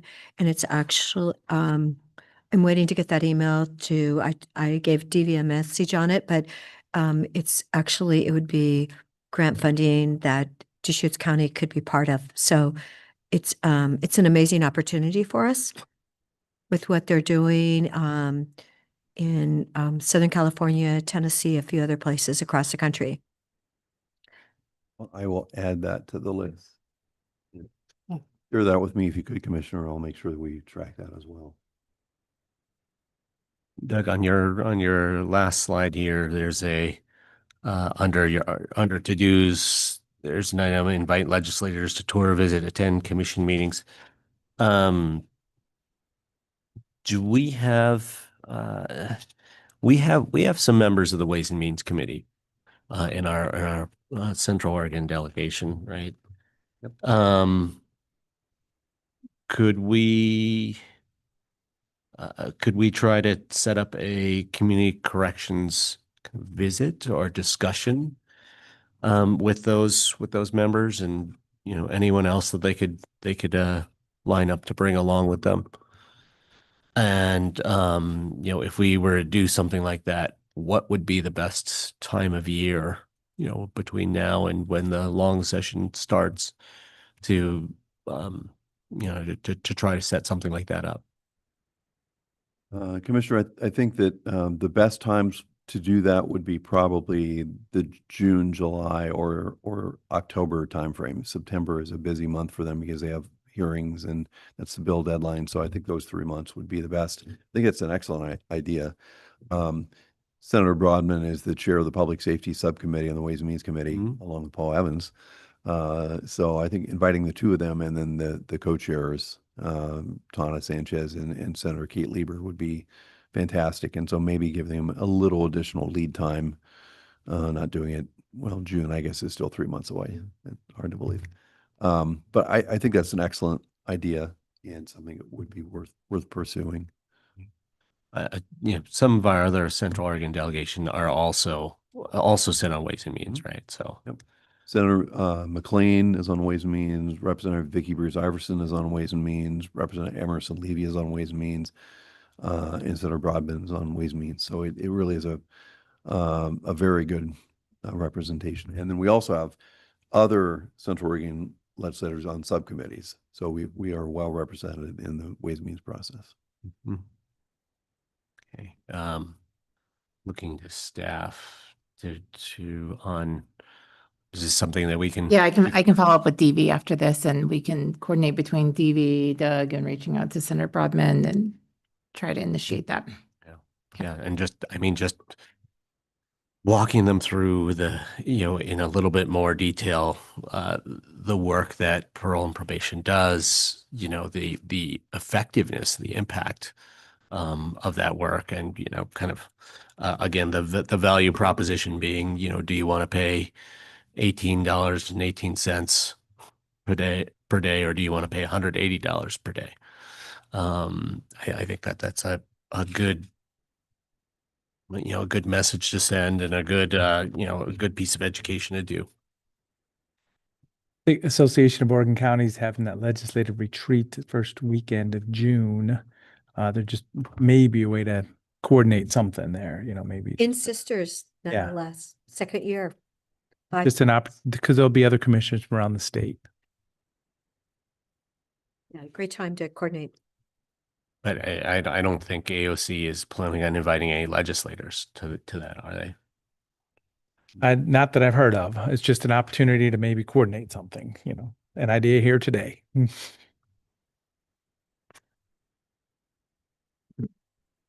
good. Thank you. Maybe we can get some legislators a nice meal and to hang out with them on a beautiful sunny day. Thank you. Thank you very much. Great to see you. Thanks for what you do for us and during these legislative sessions. Yeah, it gets pretty wild down there, and you're a professional, and you're good at what you do. And thank you for doing it with us. Thanks. It's a team effort. Jen and I talk almost, I don't know, probably several times a day. Or probably Yeah. But it really does take a partnership to get things done, and it's sometimes a hectic process. Scope of legislative things, but I really feel like we've gotten a lot done in the last. Thank you. Thank you, Doug. Thank you. I'm next too. Yes. Oh, that's for me. Sorry. I'm just gonna move over to the big microphone. Piece of paper.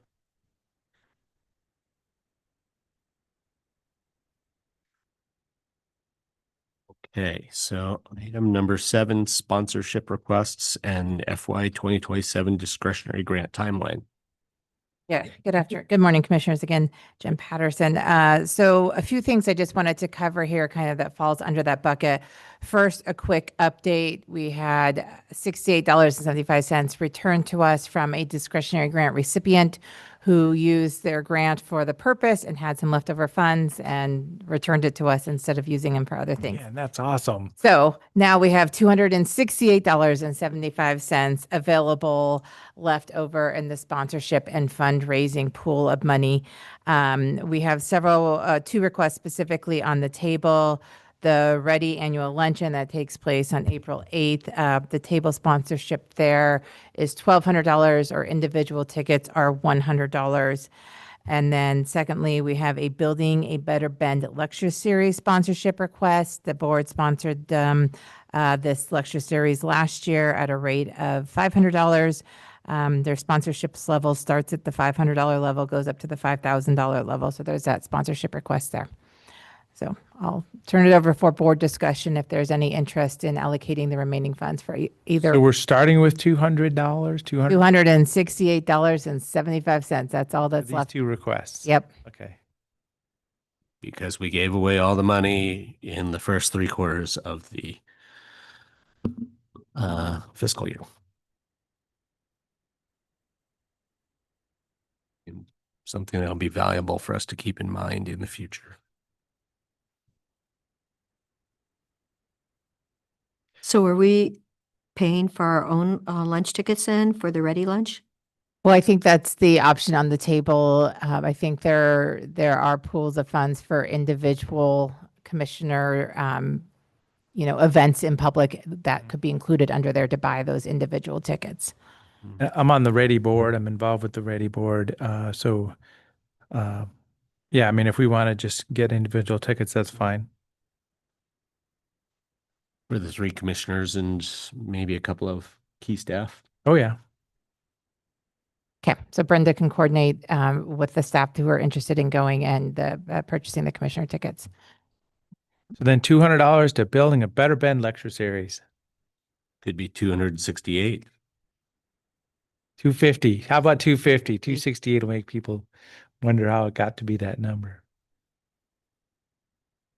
Is there board agreement there? At least 2 of you are good for 250, and we'll call that good on the sponsorship and fundraising request for fiscal year 26. I would think so. Okay, great. Something that's not on the agenda, but that has come up a little bit in relation to this discussion as last year. So for fiscal year 26, EDCO was not funded at the rate that they requested, and therefore requested that the board take out the table sponsorships. There's 3 table sponsorships events each year. It's the SLED, the Ready, and then their regional luncheon that's held at the River House. And so when they put in their request this year, they also requested that those sponsorship tables were not included, but the board ended up actually funding EDCO for more than what they requested, about $5,000 more. I don't know exactly what those table sponsorships are this year because they didn't include them in the proposal, but they've gone up about $300 each year. So my best estimate is it's about $3,700 in table sponsorship. And just for some background, it's caused a lot of confusion this year between different staff and different from EDCO and with the county, and a lot of staff time and involvement in coordinating around not having those table sponsorships. So I just put the question out to the board if they would be okay with including the table sponsorships with the EDCO budget for fiscal year 27, and keeping in mind that when those table sponsorships start, we're going to be at the 5 commissioner board. So probably most likely any new commissioners that come on would probably be wanting to be interested in that. And those tables, one of them's for a party of 6, one of them's for 8, and then the big one is for 10. So it would maybe make sense to include those table sponsorships back into the EDCO budget, and instead of trying to figure out these one-off requests with limited fundraising. So just wanted to put that out as an option. If the board is in agreement for that, I can let EDCO know that their budget this year will include those table sponsorships. So I support that. Thinking ahead. Brenda picked up the brunt of these extensive, is impressive, the extensive amount of communications that went back on this. So that whatever the sponsorships amount would come out of the 5,000 additional that we've already allocated. Yeah, we would just say as part of your funding. So it's the way they do their tableships funding. It goes on the line items for each entity. So it'd be for the Redmond funding, the Bend funding, and then the Lapine Sisters Lapine funding. I'm sorry, Sun River Lapine funding. Yeah, we're in favor of that. Okay, I will let EDCO know that their budget this year for fiscal year 27 also includes those 3 sponsorships back. Okay, great. And then last up is the discretionary grant timeline. I have 2 questions here before the board. First of all, there's allocations that was approved in a prior discussion with the board of $14,375 in discretionary grants.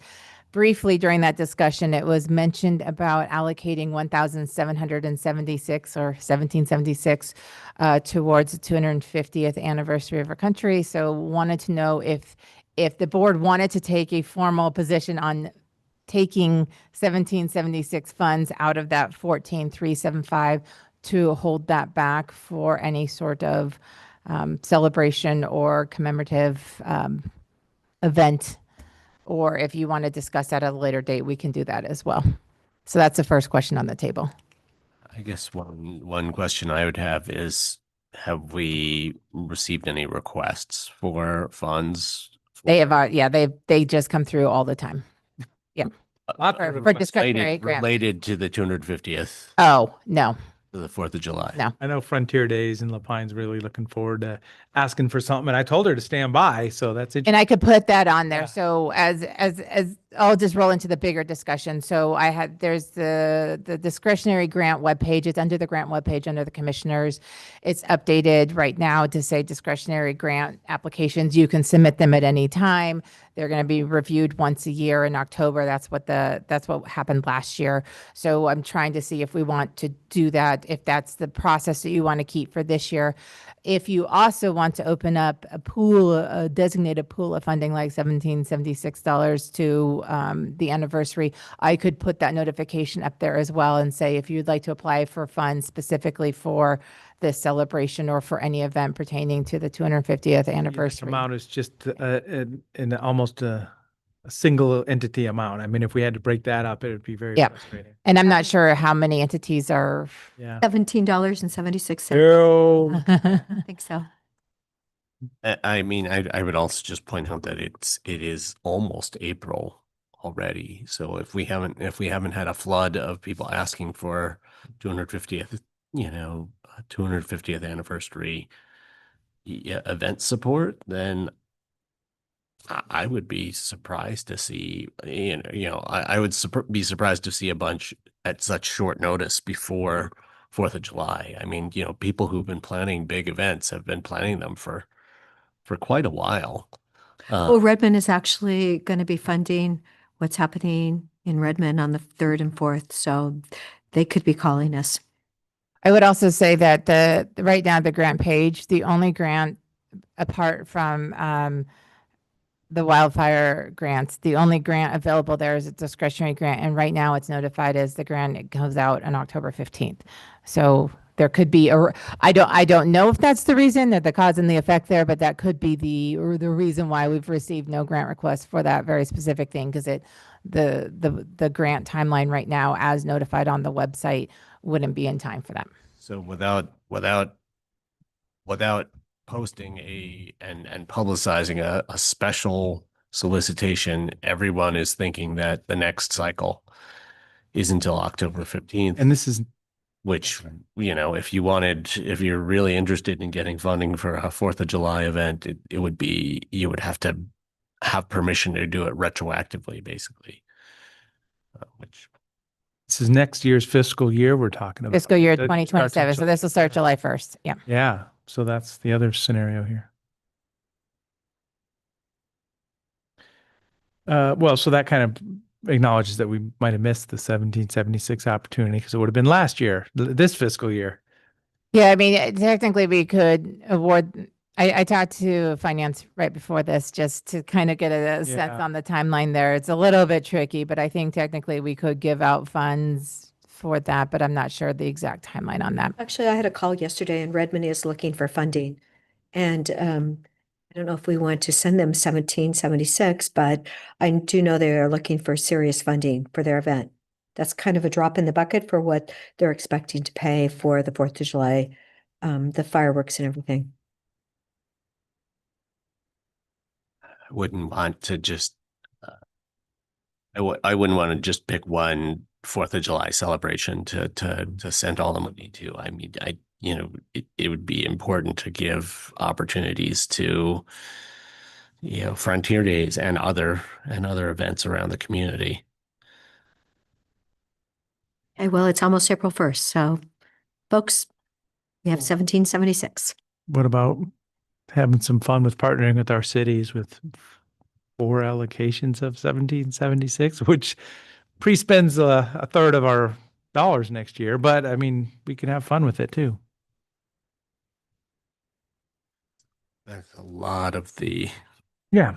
I mean, if you want to, if you want to propose dipping into the lottery fund reserve to do something special, that's one thing. But I mean, this $40,000 is already like a tiny amount relative to what we've done in the past for community organizations.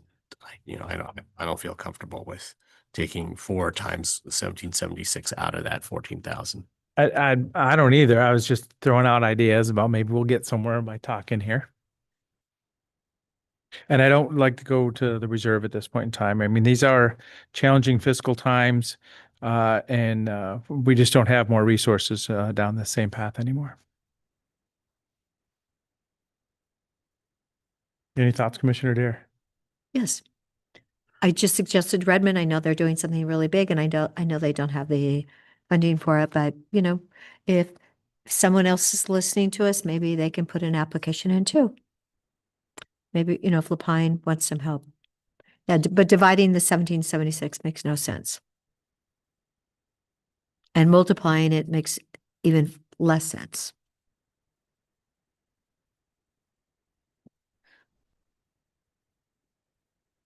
And I'll just put the another option on the table is you don't have to designate the funds. You could just keep the pool of funds for discretionary grants in October as well. So Yeah. just as another option there out there. I don't think there was a formal motion last time. I think we checked the minutes, and so there was just a discussion. So I thought I'd bring it back as we're discussing the discretionary grant timeline and the process and procedure for next year if you wanted to keep it the same as this previous year.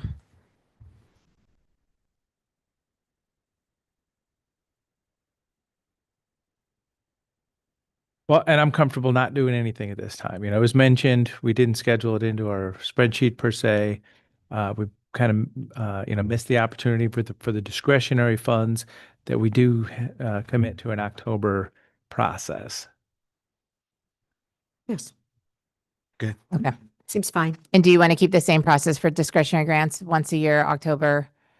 Big That- binder. Yeah, and that's been that has been what has been posted. So I Yeah. could send out a different notification, but that is the organizations who typically tap into that are aware of that timeline as of now, and that's going to be once a year. Just like with the EDCO sponsorships, when you change the process and timelines on people, it takes a few years to get it, for people to get used to it. So I would hate to modify that at this point. Okay, great. So we'll keep it the same. I'll make sure that the language on there is very up to date, and we'll move forward with that process. Thank you. Thank you very much. Thank you. Hey. At this point, we have other items. I know Nick has something to share with us, but do commissioners have any other items? COIC board meeting, April 2nd, a week and a half or so from now. I'm not going to be available for that board meeting if alternate wants to join. So April 2nd, executive at 4:30 and board meeting at 5:30. I think that's you, Commissioner Chang, Yeah, what is as the alternate. my It's a Thursday, the April 2nd. prior commitment? That's second.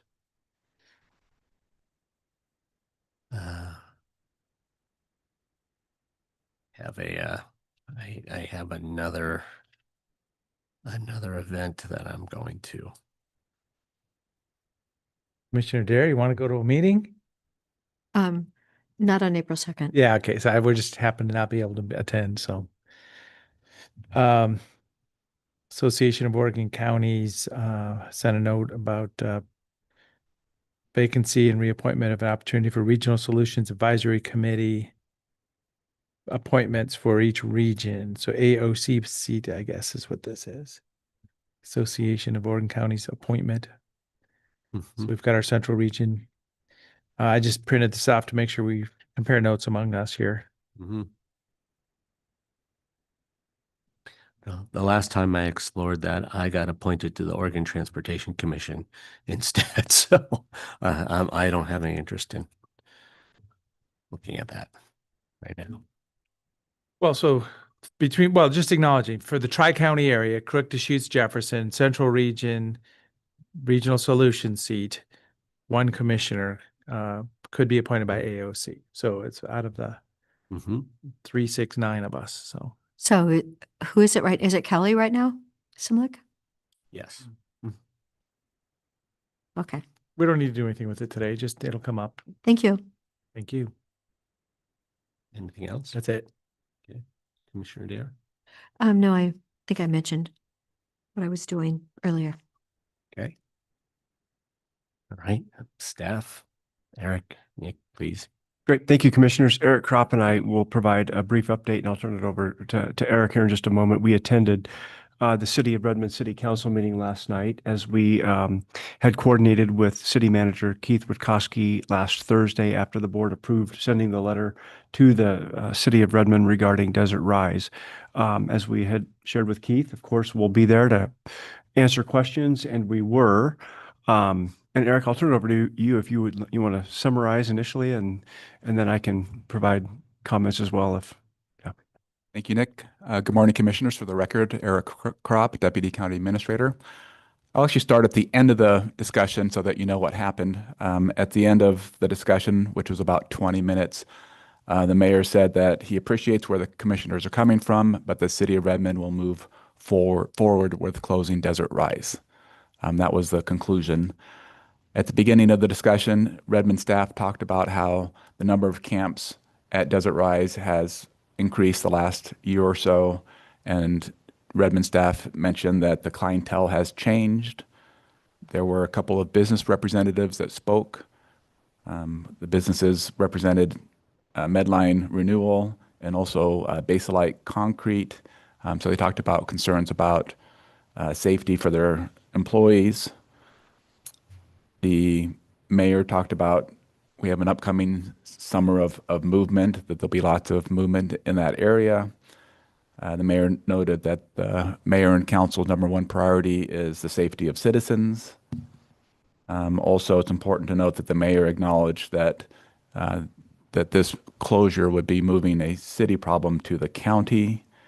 And then also the mayor talked about discussions about a safe parking area north of what's termed the green area.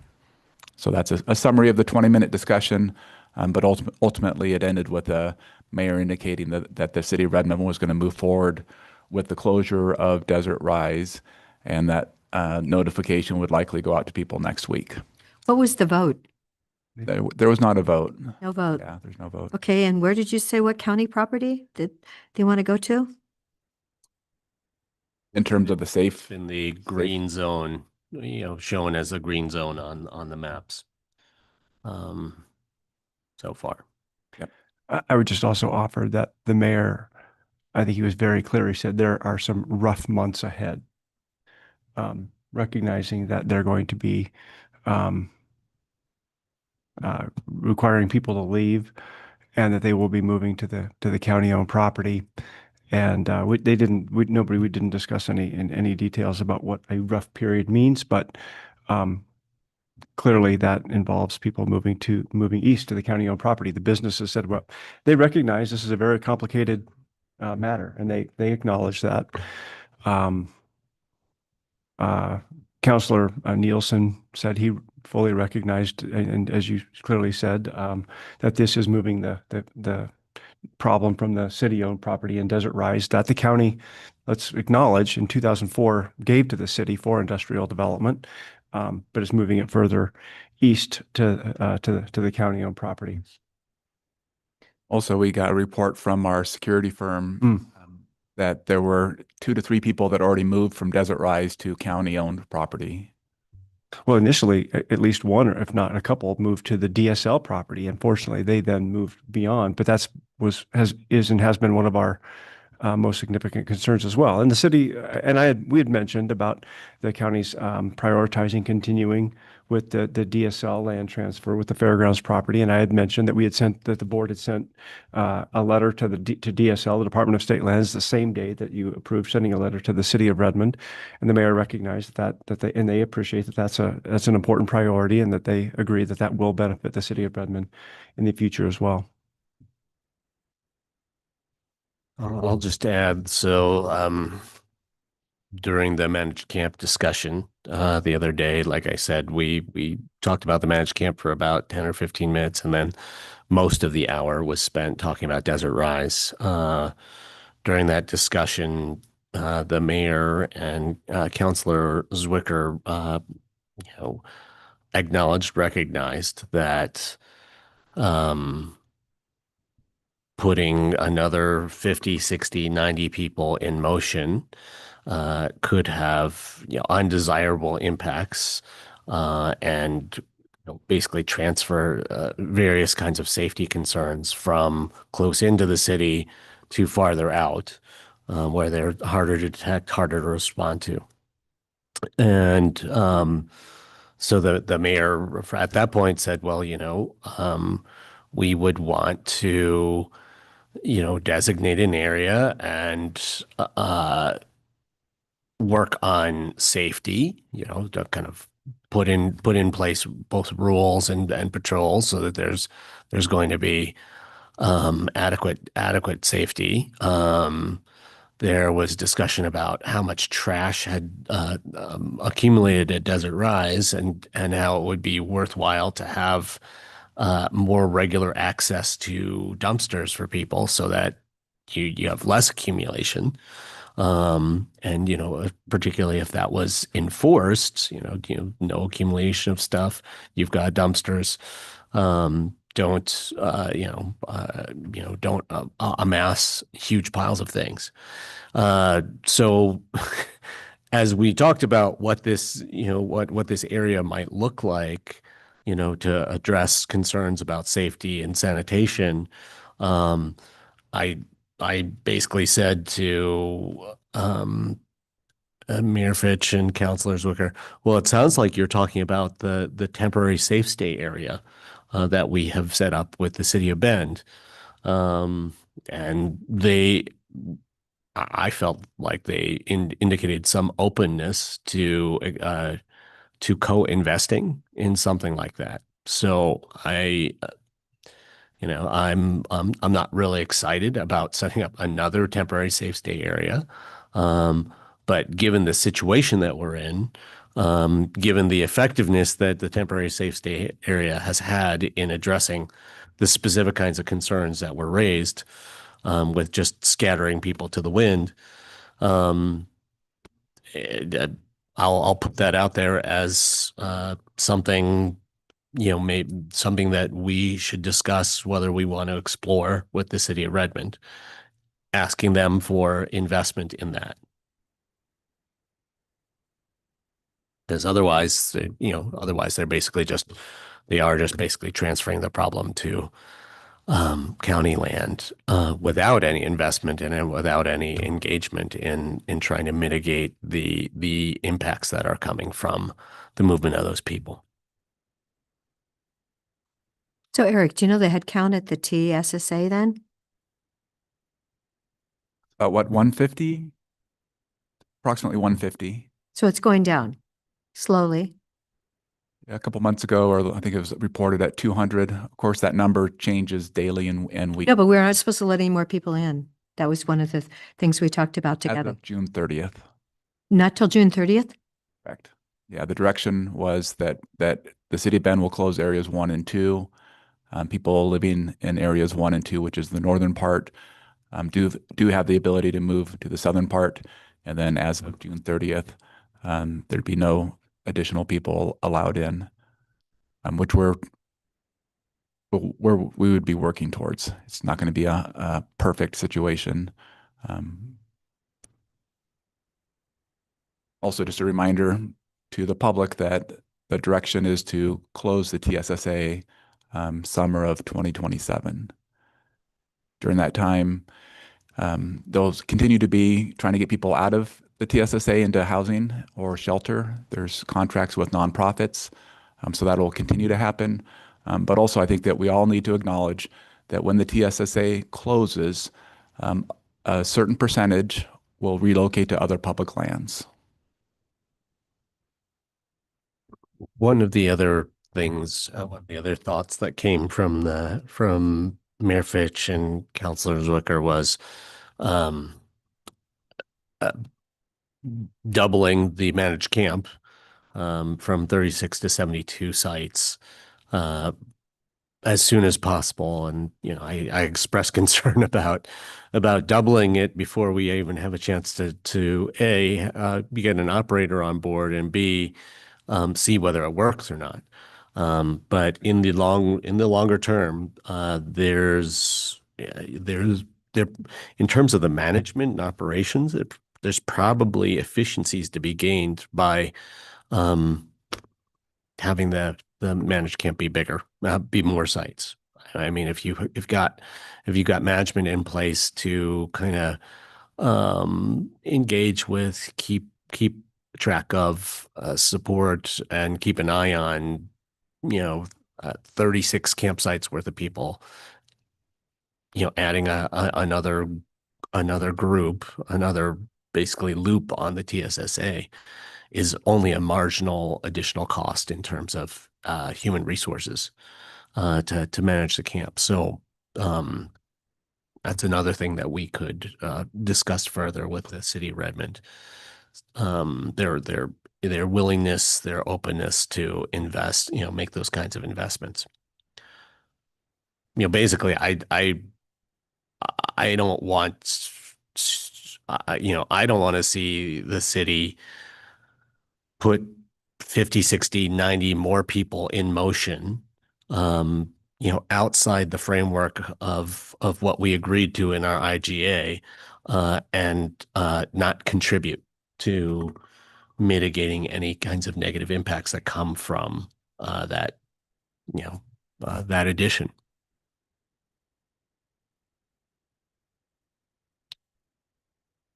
So did we have people that applied to run this project in Redmond?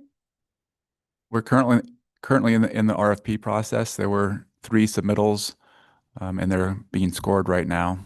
When are we going to find out? We will wrap up the scoring either this week or early next week. We have a review committee that includes county staff, City of Redmond staff, and a couple people from nonprofits.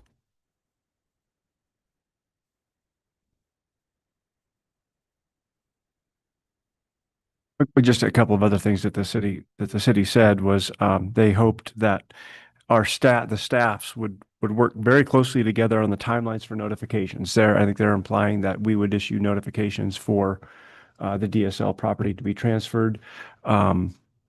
Their assumption that they've stated is that moving people to the county property is the objectively reasonable alternative location. So that's what their interpretation is. And so, of course, we didn't commit to any additional notifications. Our goal all along has been to wait until the managed camp is open before we begin that process. But clearly that's going to be happening earlier. And one of the counselors also made a suggestion. Well, maybe the sheriff's office could just pick up more duties on the east side. And I think if that were as easy as done as it is said, that would have already been happening. But clearly our sheriff's office is providing as many resources as they can at this time. And I think the same question could be asked about Redmond Police Department, and whether they could pick up additional duties to share in that responsibility for the east side of Redmond, given it's in their urban reserve. This isn't like the TSSA, which is just land in rural land between cities. This is actually in the city of Redmond's urban reserve area and their future growth pattern, which the county's, by the way, been asked to help financially contribute to through the 1,200 acre master plan, where more people are moving, or being relocated to, or likely will be directed to occupy. So there are a lot of issues involved. It is complicated for sure. And is there power there at our managed camp in Redmond? Has that power been turned on? I don't know if it's been turned on. There is power, but it's to a centralized area that will provide opportunities for people to cook with electricity.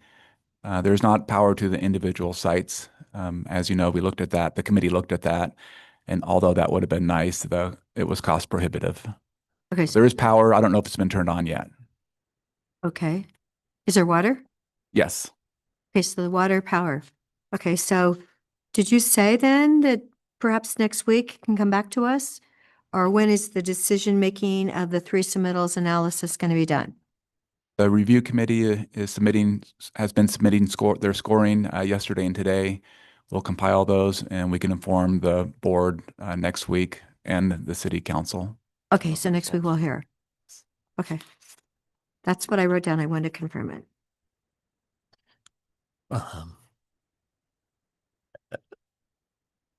We got a couple questions. First, what is currently the green zone? So that's within the urban area reserve, but it's not within the UGB yet. So, I mean, remember, you're referring to a green zone, which I have not been introduced to or accepted officially. So it's an area on a map that people are talking about.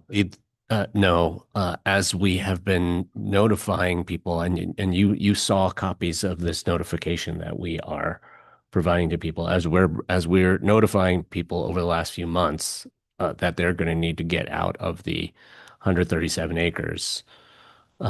We've presented them a map with red areas and green areas, and the red areas, the green areas is not some place where we're inviting people. Effort that's going on that's not official. We're in a code enforcement case on ourselves, and now this is a task that's going on down there. We've defined green and red zones, but we haven't done that at this Board of Commissioners. That's all I'm acknowledging. I believe we have. I've seen the map, but we've never believe said that- we want to have a green zone where we're accepting people No, to live unsanctioned. I'm not saying, in a and code enforcement scenario. I have never said we are inviting people to go to the green zone. What the map shows is here's places you are not allowed to be. And the areas that are marked in green are not the areas where you're not allowed to be. Okay. What I was just going to ask is, to keep the city of Redmond engaged in solving this challenge. I was curious whether it was within the UGB or the urban area reserve, how that relates to policing. Where is it the city of Redmond's police responsibility to provide patrol and public safety? And where I was going to go with this was, float even another idea. What if the areas that are currently green zone, what if we donated those to the city of Redmond? They could be their ownership within the 1,200 acres that they are very interested in over the long term. Then the city would be essentially, if they were directing people to that area, then they'd be directing them from Desert Rise to another city-owned property.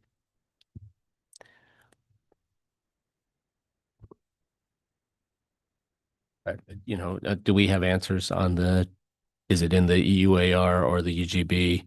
And, jurisdictionally in terms of law enforcement, whose responsibility is what? I could talk about the law enforcement, but the UAR versus the urban reserve, that's not my area. I'm not good at that one. But in terms of jurisdiction, with 21st Street and the footprint in the managed camp, we had people that were living in those areas. So county staff worked with the city of Redmond on how do we relocate those folks. We sat down with the sheriff's office and Redmond PD, and ultimately it was the sheriff's office that assisted us with those areas in terms of enforcement. We very diligently went through, gave people plenty of time to relocate. The sheriff's office had a presence, which was very helpful. They went out and reminded people that they needed to relocate by the certain date. And it was the sheriff's office who was there. Redmond PD said that they would back up the sheriff's office should they be called for those two areas. And the discussion was since that is county-owned land, that Redmond PD said the sheriff's office should take the lead. So in those two instances, it was the sheriff's office that provided assistance and enforcement. In terms of the green area and whether or not it's an urban UAR, or I'm not sure. I think on the east side of Redmond, the urban growth boundary and the city limits are the same. And through our intergovernmental agreement, the city has land use, building, et cetera, jurisdiction. I don't know that it addresses law enforcement. And the urban growth boundary is intended to be the 20-year growth plan, and it has comprehensive plan designations and applicable zoning, et cetera. The urban reserve was intended to be the 50-year plan, and it's still zoned exclusive farm use. The county still has jurisdiction. So there are no other agreements other than that is what the city's future growth will be. And that's the first priority of lands when they expand their urban growth boundary in the future. I do know that, I mean, that the green zone, and Christy's in the back of the room. She probably, I'm sure she knows this as well as I, if not better than I do. The green zone is just areas where projects are not planned, and that is in the urban reserve. And I think the urban reserve goes all the way to the property line, which on the other side of the property line then is federal land, if I'm recalling correctly. Yeah, and Christy's confirming that my recollection is correct. Well, I mean, it may sound crazy, but I do think that if part of the green zone was owned by the city of Redmond, they would have a much greater interest in making sure that we didn't have problems out there. They would have a stake in the game as well.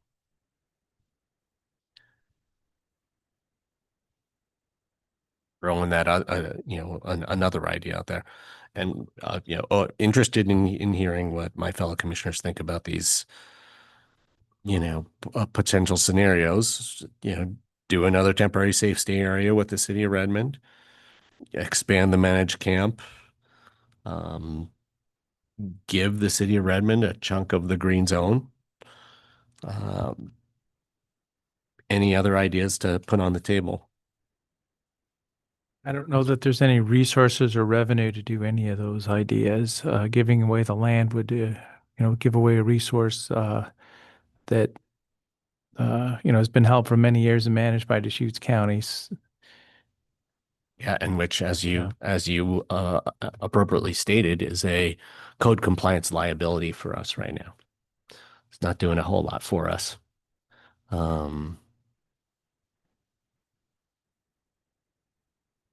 That might be the lowest cost version of the lowest cost option. Or the highest cost option, because the value of that land out there.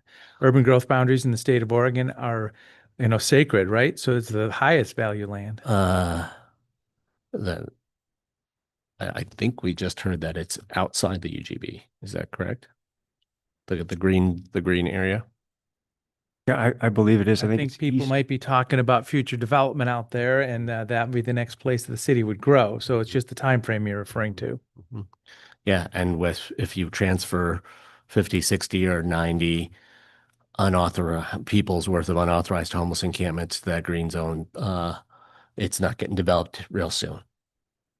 And given the cleanup costs we have seen for land, given the impacts in terms of fire department response, in terms of law enforcement response, I think handing over the responsibility, the liability that land currently represents to the city of Redmond is maybe a fitting response to the decision to unilaterally clear Desert Rise. I think we need partnership and guidance at the state level in this big picture, because this is happening in multiple locations around the state of Oregon. And for us to try to solve it locally by giving each other land and hoping for a better tomorrow is just not a way to go. yeah, we're in a bad spot, and it's not just us. We're getting it from both sides. State doesn't want to take any action. Cities want to just relieve the pain, and we're seeing this in Bend and Redmond, our largest cities. It's down in southern Deschutes County. The citizens aren't going to take it anymore. We've asked people not to be there, which is pushing them out to northern Klamath County, which is going to be a dangerous spot. As I say, Sisters is a different dynamic. Well, we're talking about city and county land. It's not state land. And we're talking about the jurisdictions of the city of Redmond and the county of Deschutes. So if you don't want to do anything, just let the city of Redmond proceed, let the chips fall where they may, have what they say, a rough couple of months ahead. That's you can choose to kick the can down the road that way. But if the question is, do we want to ask the city of Redmond to contribute in some way to helping to manage the additional turbulence that this decision of theirs is causing, then the question is, what do we want to ask them? I'd say come back next week. We have 36 spots right now planned for, do we not? In the managed camp in Redmond. Is it 36? Yes, there's 2 loops of 18. Okay, because I kept arguing yesterday with Kat Zucker. She kept saying 30, and I kept going, no, it's 36. And I'm going, and a possibility of another 36? Is that not right? So, and how many of those people are really going to go there? How many of those people are really going to follow rules? And how many of those people really want to get help? And there's a lot of crime in that neighborhood. And the fact that Medline has put up with this issue for years is unbelievable. I'm glad they came and testified last night. I'd say come back next week. We need to hear, we have someone that wants to run the place. Let's start doing everything we possibly can. This is where, if we have to double the size of it, but how many people will really go somewhere where they can be safe and get some help? That's the question. Well, we won't know that for a while. I mean, we may have a sense of an I know that we won't know that for a while. I just want to get the bloody thing open. We've spent a ton of money on it. It looks good. Let's get someone to manage it. Let's get it open. And let's pray that our summer isn't as bad as we can imagine it might be. Okay. I think we can schedule it for an Direction to staff to update come back next. on Monday, possibly. I mean, at a Monday work session would be Monday would be excellent. family topic. Okay. Thank you, commissioners. Okay. If there are no additional other items, we can proceed to our executive session for the day. Okay, the Deschutes County Board of Commissioners will now convene an executive session pursuant to ORS 192-660. Designated staff and the media are allowed to remain. However, media may not report on the specifics other than to note that the board met an executive session.